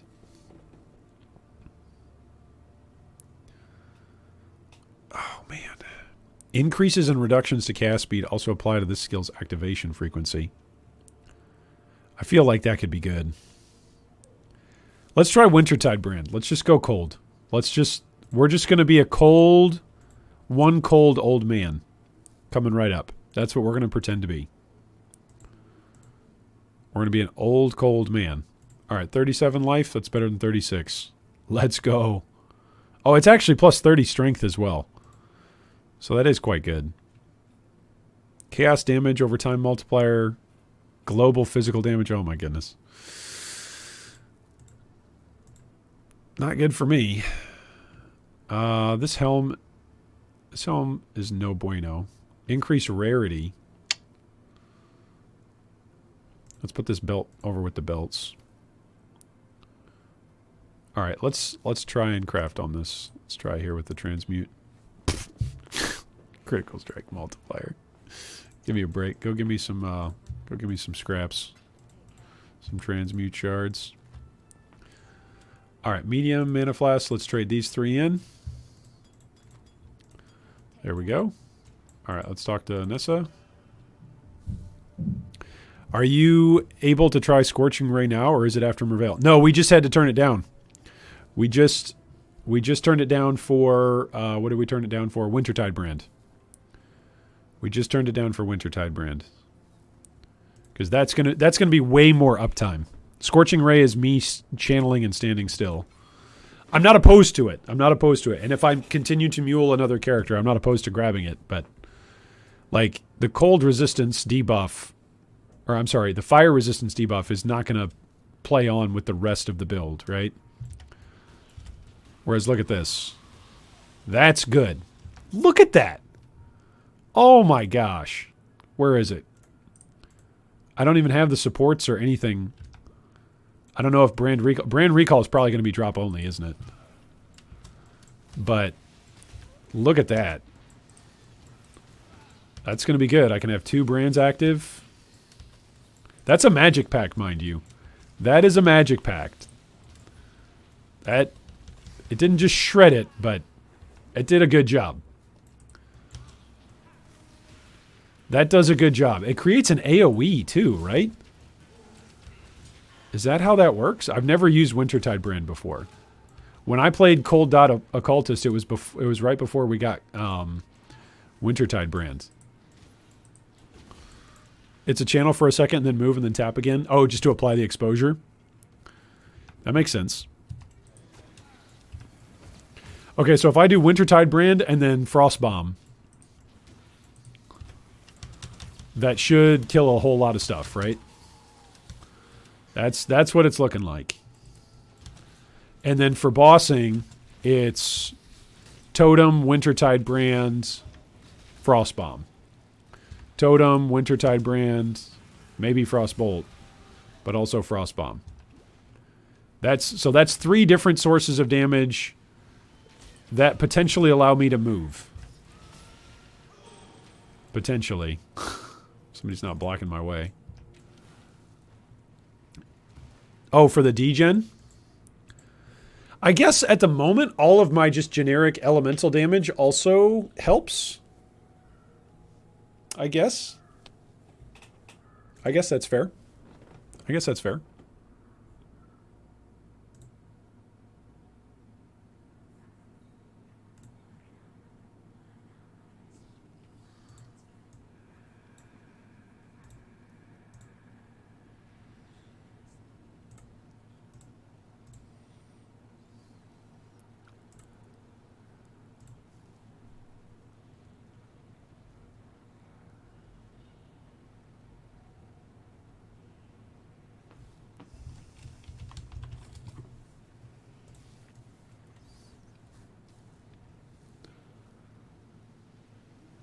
Even without oh, that's bad news. Lots of explosions there. Even without like vortex, man, imagine once I get vortex. If I get vortex, how do you play cold dot? How do you play cold dot old man? What ascendancy do you go for? Do you go for hero font, and you go like a MOM defensive kind of build? I'm going to have to look at Old Man again and see Old Man ascendancies, what would be good here for a whole bunch of cold-based skills.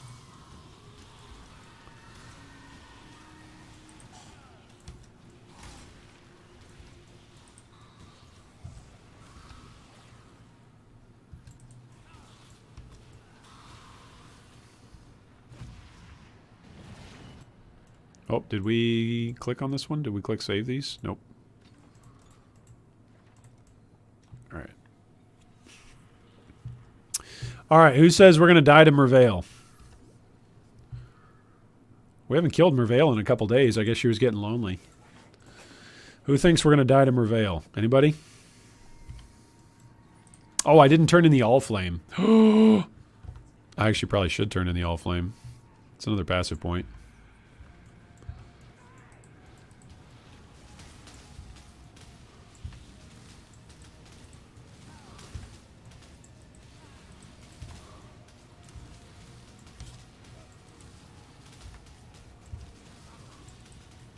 Okay, as long as we're keeping a Wintertide brand on her. Keep that Wintertide brand on her.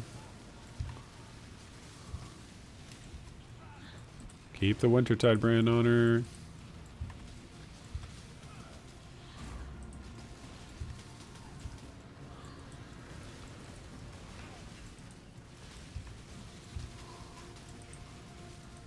Dude, that Wintertide brand is no joke.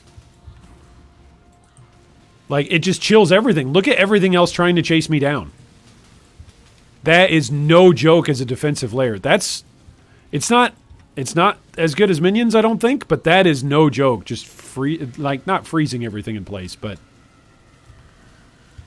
man, that's no joke in terms of that chill effect.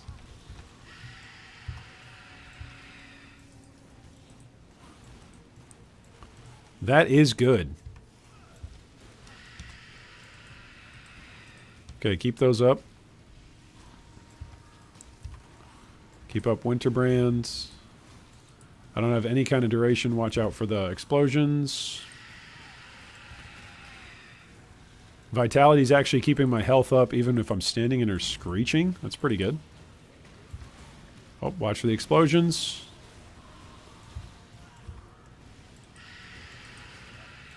Vitality is really good. Like, a lot of this is also, how much is my 70% cold resistance? That's what a lot of this is right now. My 70% cold resistance in Act 1 is carrying this. Oh my goodness. Down goes Merveil. All right, which one of you thought I was going to die? Come on now. Don't be shy. I thought I was going to die. +1 to all attributes, +26 to life. All right, so I guess we can take off our generic sapphire ring now. There we go. I'm going to need to turn in that All Flame eventually, too.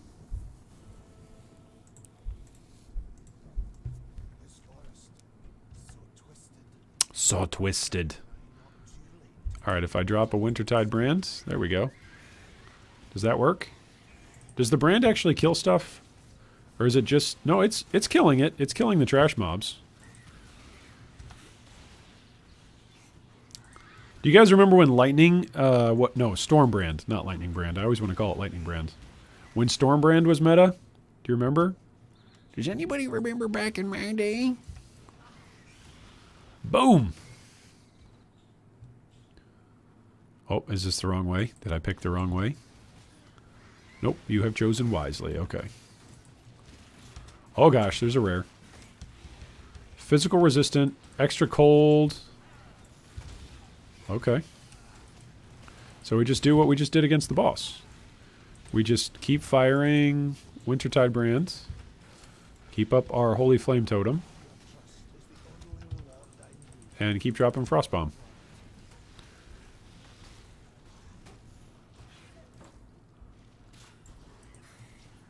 I feel like the brand... Oh, I did select the wrong way. I feel like the brand is probably going to be less effective if I don't go Runebender and just direct scale into it. I feel like I probably need some more damage. Okay, so what's going to be the most efficient pathing for damage then?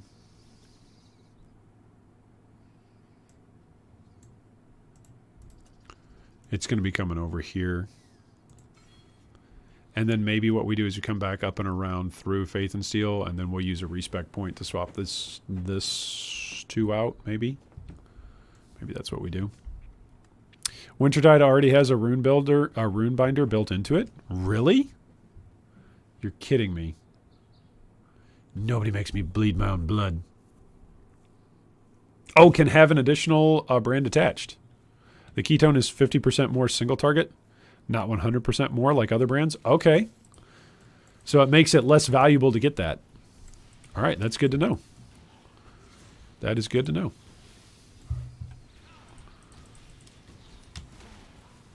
All right, you're a unique Caliph. Caliph Headstaver with your double strike, you silly man. Scaling cast speed is very important. Okay. So we'll just scale up cast speed. That sounds like a plan. I like that plan. Cast speed also means I'm spending less time in an animation and more time moving around. So I'm good with that. Going? Whoops. Put this here. Anything else? What else do we want to swap out? Nothing else right now. All right, let's go take 2 of these. I do have 2 chance orbs. I'm saving up here. We're slowly building a cache of currency. A cache of currency. All right, what do we got here? Tarkley. I have not done Dweller of the Deep on this character yet. So we should do that. We should do Dweller of the Deep, do the All Flame. That's 2 passives. So that's 2 more passives. That's good. Wow, look how long this instant stayed up. I must be actually moving pretty fast. What is this? Is this actually a character that's moving faster? 1 hour, 24 minutes? That's faster than my Necro.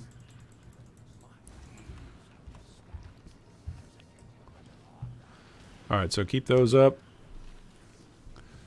Alright, we have 3 Wintertide brands. That's what we've got. 3 Wintertide brands up. And look at them go.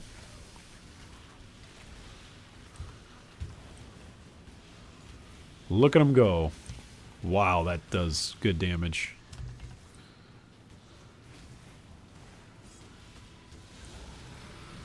Alright, there we go. Talk to Bestel. Alright, and then Dweller of the Deep. Alright, passive point. Dweller of the Deep is another passive point. Let's go get that. Vortex is a level 30 skill, right? Level 28.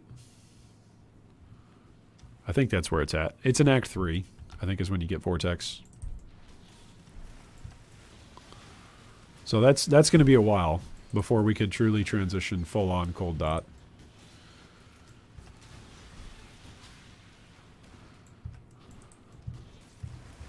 Oh my gosh, I am now 10 levels above the zone. I bet you I could still get frozen in here. Still get frozen and die, probably.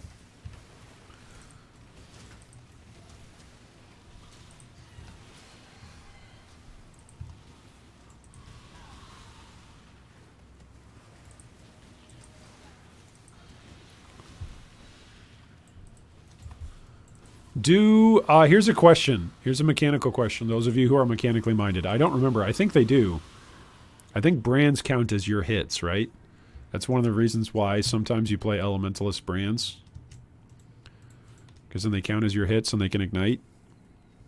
Or am I misremembering that? Or do they count as brand hits? They might count as brand activation hits, so then they don't count as your hits. Yes, but no. I was going to say, there's some... Like, Armageddon brand has some special interactions about ignite. I remember that was a pretty fun build that I played back in the day, was Armageddon brand. With, I forget the staff, but a staff, it was a late game drop at that point where it had like a ton of added fire damage. Since Wintertide doesn't hit, brands are you. So you take Reflect and it's your damage. Just like any spell. They can leech too. I don't think they can leech. I could be wrong about that. Maybe they can. Oh my gosh, stop crowding my way. Martyr of Innocence. There you go. Thank you, Dark Cell. Your brain is a beautiful thing. Oh, they can leech. Okay. Wait, so if you go... Oh, no, you're right. You're right. I'm remembering, because we used to use Energy Shield Leech. You use Energy Shield Leech on Stormbrand. That was one of your options for Stormbrand.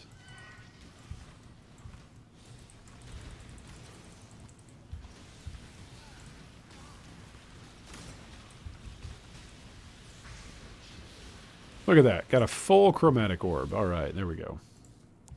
As long as you leech, yeah. Yeah, Stormbrand is pretty much gives you regen on bosses since they always hit. Yeah. Pretty good. It's pretty good. Killed a granddaddy crab. Good for you. Farewell. Farewell. All right, 2 quests. Okay, so Rune Binder would then allow for what? Like an additional brand to be on there, but it would mean 1 less totem, so that would be kind of a bummer.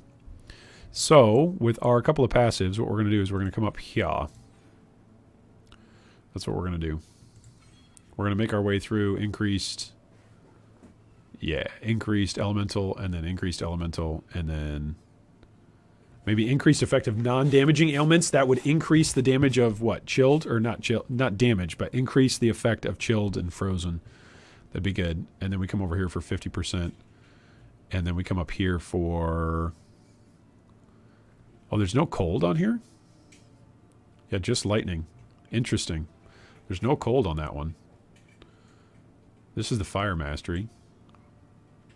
That's the stave mastery. I guess all the cold stuff is over here. That's interesting. Interesting. Okay. Onward to Act 2. Do I have any upgrades? Let's look and see. Is there anything we can swap out? For leveling junk. Not yet. Not yet. Oh, that requires dex. So if I swap into some dex, that would be good. Was there anything else? Level 30, level 30, level 30, level 28, level 24, level 27. Okay, so we've got a ways to go. Right, because we're level 15 right now. Yeah, we got a ways to go. Finishing a Sanctum floor just gave me 20% XP at 91. Oh, what did you just do? Is that a boon that you have? Do you have some kind of boon that's giving you like bonus XP? Per floor completed or something? That'd be kind of cool.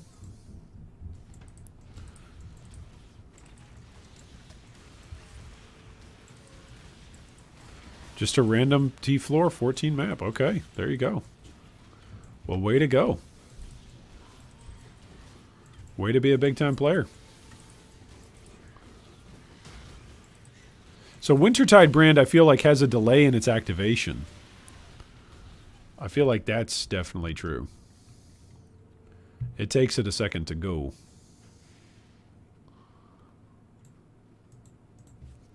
Whereas Stormbrand, man, I remember it used to be with Stormbrand, you'd put brand recall on your left click, and then you'd just cast like 2 or 3 at the beginning of a map or the beginning of a zone, and then you just run around, and your brands are always up, and away you go.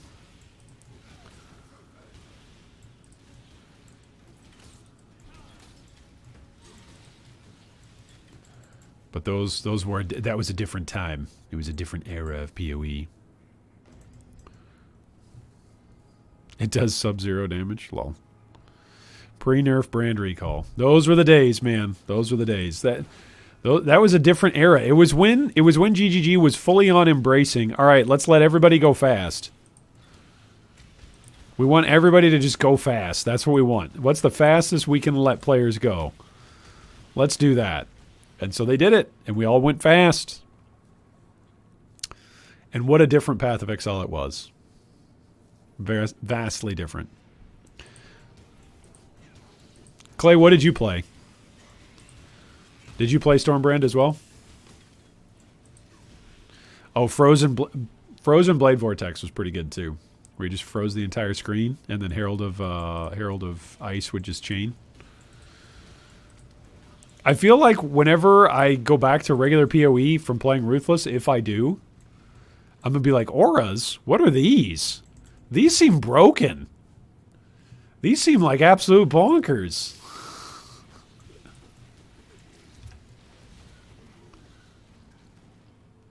Anybody that thinks that PoE now is not fast, by the way, is clearly not playing Ruthless mode.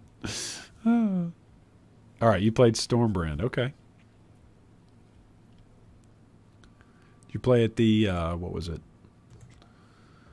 Oh, I forget.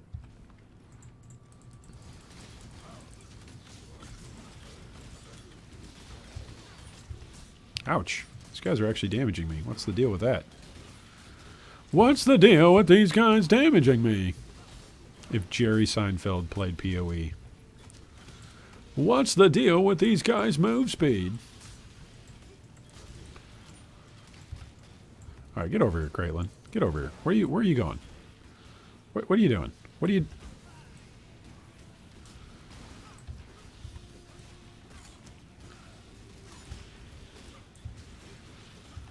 Yeah, I feel like between these 3 skills, rotating, I feel like I actually don't have time to use Frostbolt. Making sure that Holy Flame is up, making sure that all my brands are attached, and then making sure that Frostbomb is actually firing off.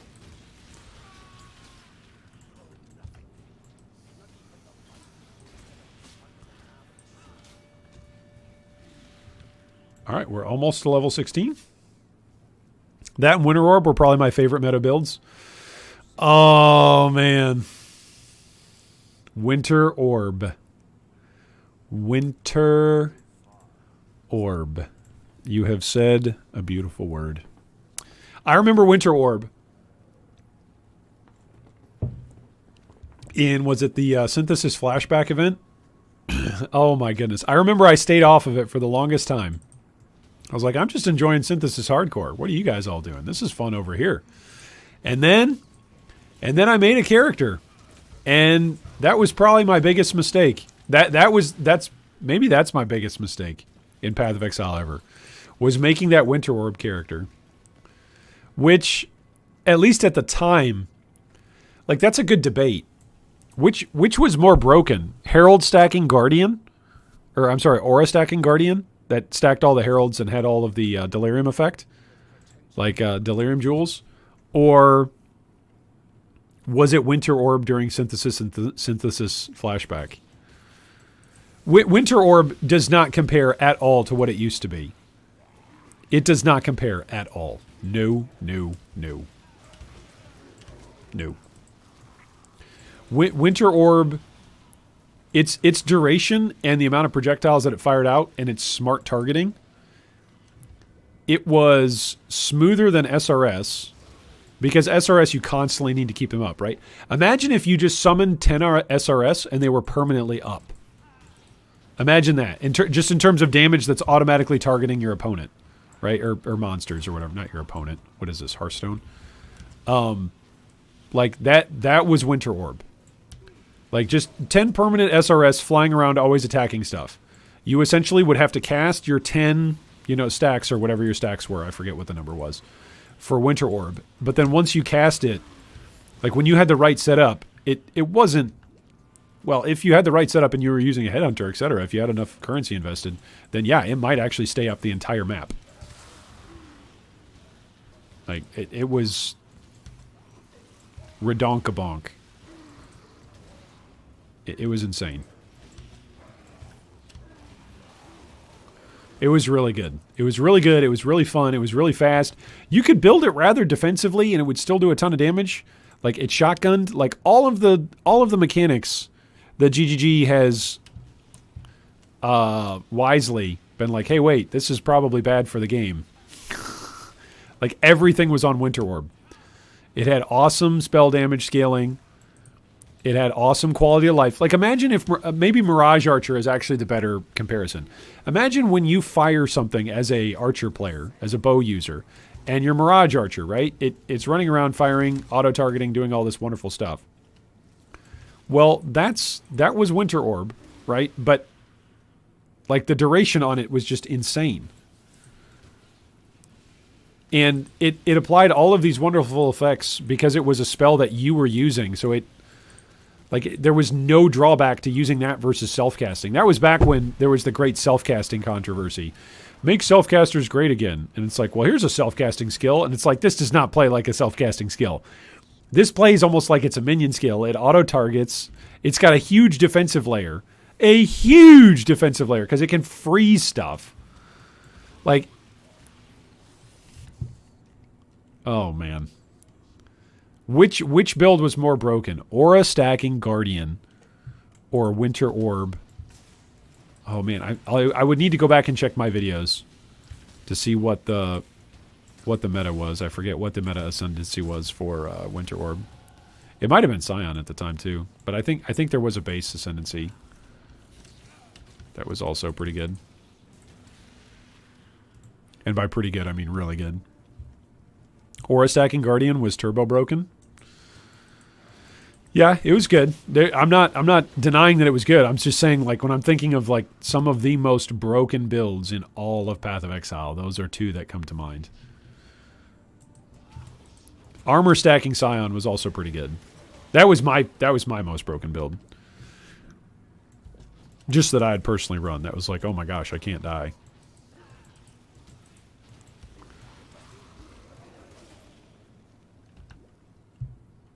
But Aura stacking Guardian could literally, dive into Sirius's storms.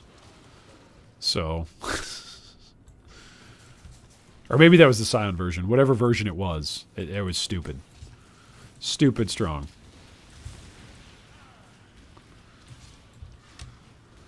Okay, you're doing chaos damage. No, I am not making another character right now. No, you are dying, Black Death. Yeah, there we go. Elementalist with the Triple Herald. Oh man, Sonny. Now that's going back even further. That's Alva's League. That was the reign of Alva. Yeah, that was Incursion.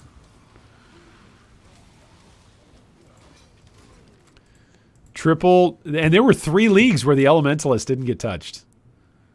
There were 3 leagues in a row where it was like, okay, Elementalist surely is going to get touched now, right? Surely it's going to get touched now, right? And then eventually it was even playing with Blade Blast. Do you remember that? Where you could Blade Blast. No, not Blade Blast. I'm sorry. Blade Flurry. Blade Flurry. That was nuts.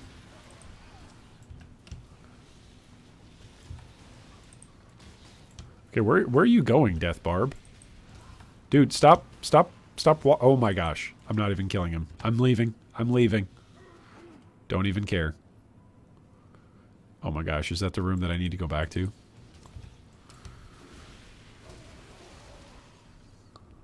No, we can cut in this way.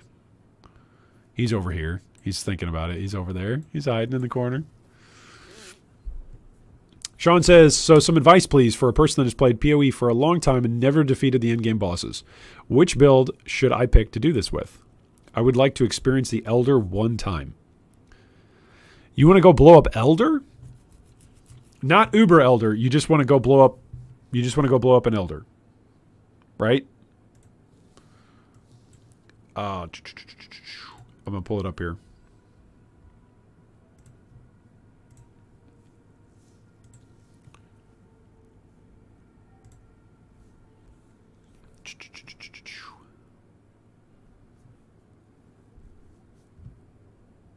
Is this the guy?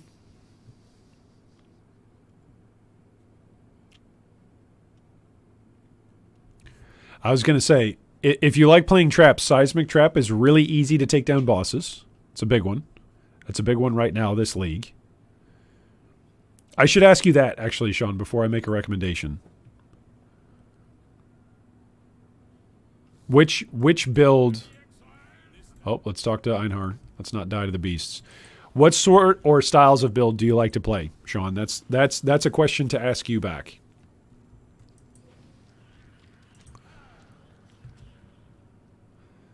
Do you like to play totems? Do you like to play minions? Do you like to play melee?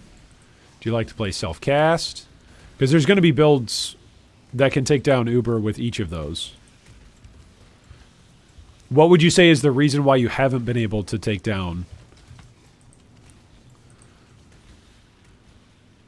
a boss at this point that you'd like to take down? Is it because of currency, so you're looking for like a cheap build? Sirius is far stronger than the Elder. Yeah. Yeah. Are you talking about when you say Elder, have you never taken on the Uber Elder, but you've taken on the base Elder? I would say a lot of that fight is just learning the mechanics of it.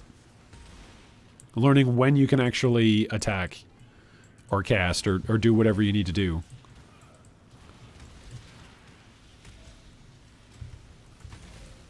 Whoop, let's not get hit with 3 different frost bombs.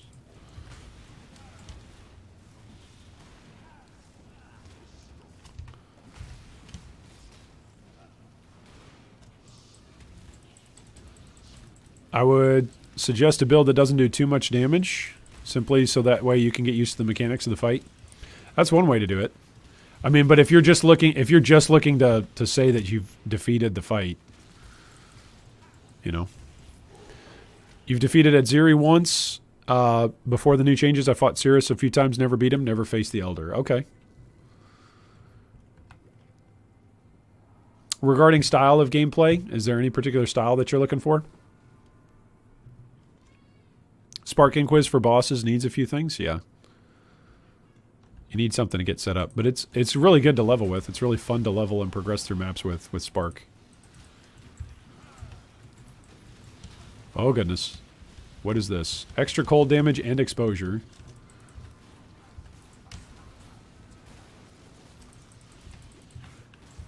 Oh gosh. Am I ignited? Yeah, I'm ignited. I'm all sorts of things. I'm ignited. I'm exposed. Oh, gosh. Red Beast, no joke.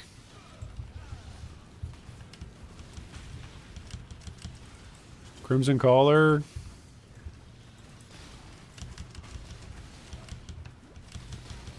Okay, you can throw your net at any point in time. There we go. Now I can do it. I can finally visit the menagerie. Yes!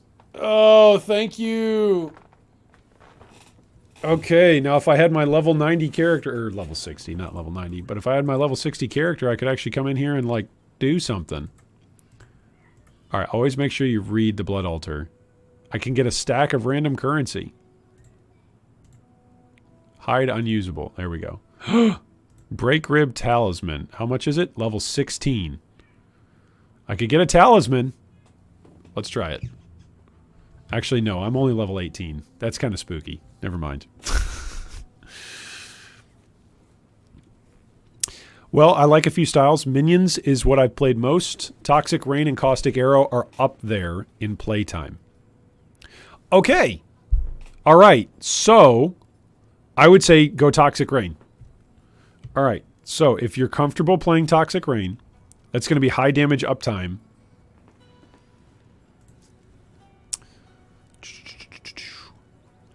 Do you have a preference for how defensive do you like to play? Like, would you rather play Pathfinder or would you rather play, like, Raider or Trickster? Because there's a lot. There's a lot that you can do, depending on your budget. I hear Explosive Arrow and Seismic Trap are good, and I was thinking of Seismic Trap to try. It is good.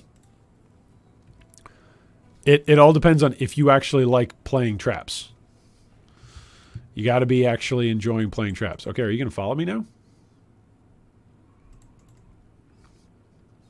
Nope, I guess not. He's like, all right, we went on our hunt. We're done. We're done, Exile. That's understandable.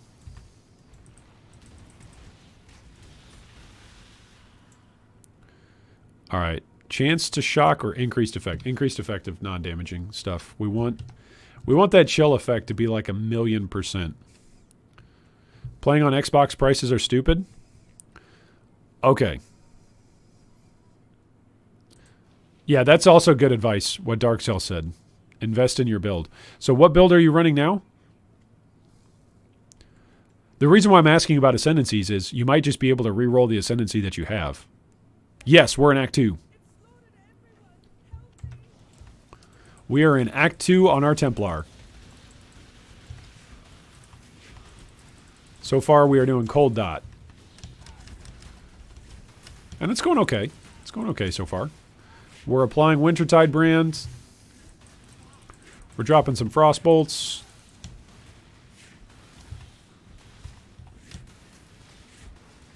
Frostbolts are going okay. Wintertide brand is going okay.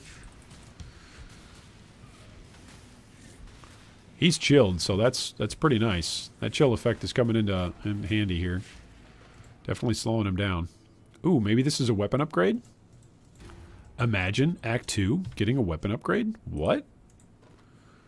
20% increased elemental damage, 20% increased fire damage, and 10% chance to ignite. Not as good. Not as good. What's my damage if I dual wield? 87 to 96? I do lose how much life? I do lose 30 life. But let's try it. Let's try it just for a second. Just for a second. Let's pretend that we're a big DPS man. What did you learn from your last dead character? I learned don't do delve. There's brand recall. Okay, so do I even want to do brand recall? I don't know.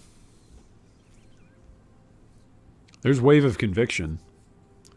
I'm never going to get a cast when damage taken. So I'm probably never going to have a wave of conviction.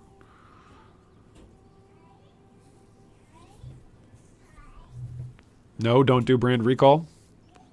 Because, like, by the time I recall my brands, they're already going to be deactivated, right? Nobody uses brand recall after the debuff, right? They haven't buffed it over the last year while I've been gone.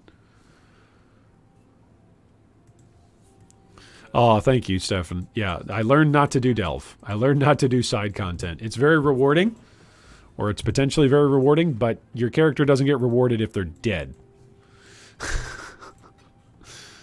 So there's always that.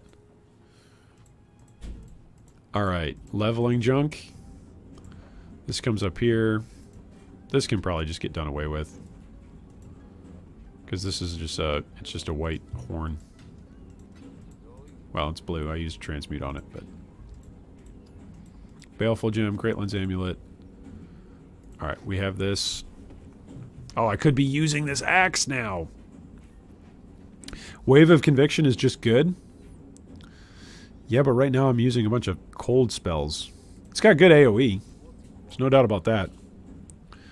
Nothing. I was going to start over in the new league, says Sean, but I could reinvest in a standard character I have. Okay.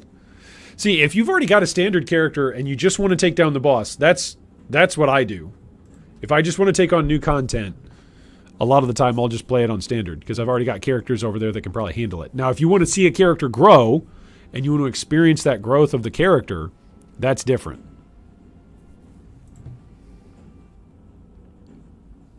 What did I pick?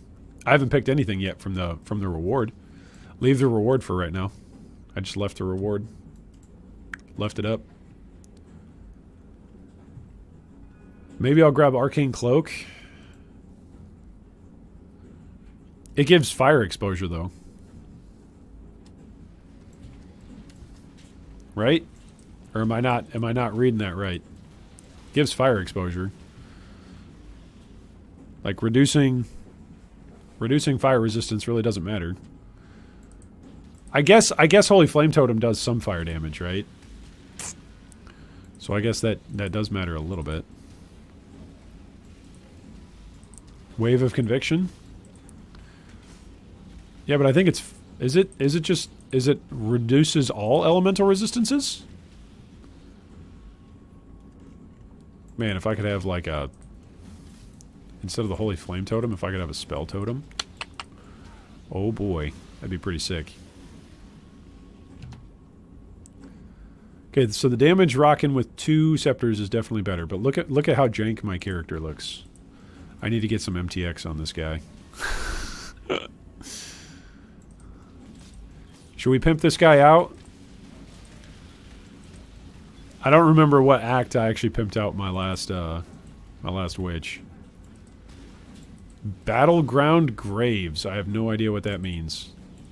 25% of physical damage converted to fire. Exposure applies 15 to elemental resistance, matching the highest damage taken. Oh, okay, nice. Thank you. Thank you, Steven. I was thinking of exposure for that resistance. But because it matches, that's a good call. That's a good call. So the trick is that you just have to make sure that you are dealing enough cold damage that when they're hit with something with Wave of Conviction, that cold is the highest source of damage that they're hit with. Otherwise, the exposure is going to be, you know, fire type. Fire resistance exposure. So just got to make sure that you do enough cold damage. Whoa, hey, that hurt. Lightning damage and exposure, that's what that is. Sheesh. Calm down, fellas. Boom. Is this a dead end? I got a sneaking suspicion. Yeah, it is.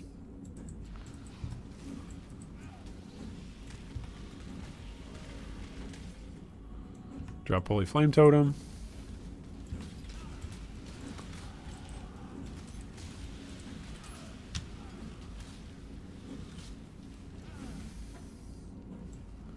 Feel like we're doing some good damage, and now we're going to get 50% increased elemental damage. Wowee! How much does this go up to? Quite a bit more. So that's going to help Holy Flame Totem.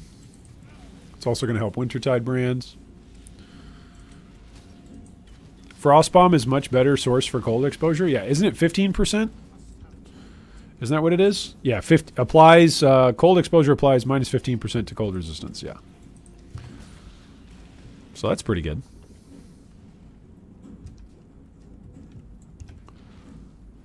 Boom.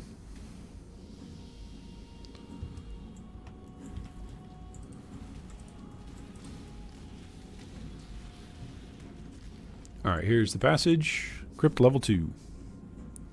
I have a level 78 Raider Toxic Rain, level 72 Sab, Seismic Trap with Tinker Skin 5-link. Oh, that's a start in level 82 Pathfinder. Okay. So here's what I would do, Sean. I would push to maps just so that way this is me. This is me, okay, Sean? You don't have to do this if you don't want to. If this sounds unfun, don't do it. I would push one of those characters to level 90. Whichever one you want to do. The sound is back. Oh, yep. I would push one of those characters to level 90 and then take that level 90 character and then go, okay, what do I need to do to boss with this character? Right? Well, so have that template ready to go beforehand, but I would go to level 90 so that way you've got as many passive points as you could possibly want. You'll be 10 passive points short of 100, but builds are pretty fairly complete by that time. Anything else at that point is just luxury. At least in terms of passives. So I think that's what I would do. I'm not saying you couldn't kill bosses at level 72, 78, whatever. I'm just saying it's going to be easier. Okay, with those additional potentially 18 to 10 passive points, depending on which character you choose to go with. If you choose to go Pathfinder, then obviously you're going to want to make sure that you do all the flask quality stuff that your Pathfinder guide that you're following is going to do. Whether that's for Caustic Arrow, Toxic Rain, whatever it is that you're playing on your Pathfinder. And then, if you're using your Sabo, sometimes it can be a pain in the butt to level and to map with trappers. Sometimes they just start to die, like as you continue to scale maps. So be aware of that. You know, just be aware of that. But that's going to be my suggestion. You found out what the small level up animation was? It was an incubator and loot from my incubator. Oh, there you go. Nice. Loot from your incubator. Alright, let's complete this quest, and then I am going to call it a day. It has been a good day. It's been a sad day, but it's been a good day. We got to play video games together. And so that means it was a good day. Any day where we get to play video games together, I think is a good day. But it was a little bit sad that we lost our high-level character, so we're going to have to get that character back going again. We're going to have to get somebody up there again. And maybe, just maybe, it will be this balded, bearded Templar man who is dual-wielding scepters like a madman, I might say. Can you do a Saboteur Minor with just Swift Assembly? Ooh. I mean, did you drop a Swift Assembly in Hardcore? Or in Ruthless? That's certainly going to help. It's not going to hurt. All right. I am going to log off here for the day. I am going to go eat some dinner. And I'm going to have a great weekend. And you guys are all going to do the same. I might be back tomorrow, but most likely not. In which case, I hope that over the weekend, all of you are going to come back and drop me a comment on a video and say, hey, Iron, my mirror finally dropped for me. So, if it doesn't, that's okay. But hopefully over this weekend, that mirror will drop for you. Sean, if you've got more questions about specifically, once you've made a decision, hey, I think this is the build I want to go with, and you've got an idea or you've got no idea where to go, what I'm going to encourage you to do is make sure you join the G3 Discord, which maybe you're already a member on there. But make sure you join the G3 Discord, jump on the Build, Help, and Advice channel. And you can always tag me on there. My name is on there at the top of the Discord. And you can always tag me and go, hey, Iron, you said, remember me. It's Sean from YouTube. And I want to try and take down Elder. So I'm trying to follow your advice. What kind of builds are we looking at? This is what we're looking at. And we can continue the conversation from there. Even if I'm not live streaming, I still have got Discord. And I try to answer and respond back to folks even when we're not streaming. So there should be a link down below in the video description. If it's not here on the stream, then there is one on any of our YouTube videos that are out there. So you can just click on the Good Guy Gaming link to go to, or the Good Guy Gaming icon on YouTube in order to visit the channel, and then click on any of the videos that are there, and there should be a Discord join link from there. So, there we go. All right. Am I forgetting anything else? Weekend plans. Go eat. Thanks for watching the stream. And I hope, sincerely, that this league is the league. A Mirror of Glen.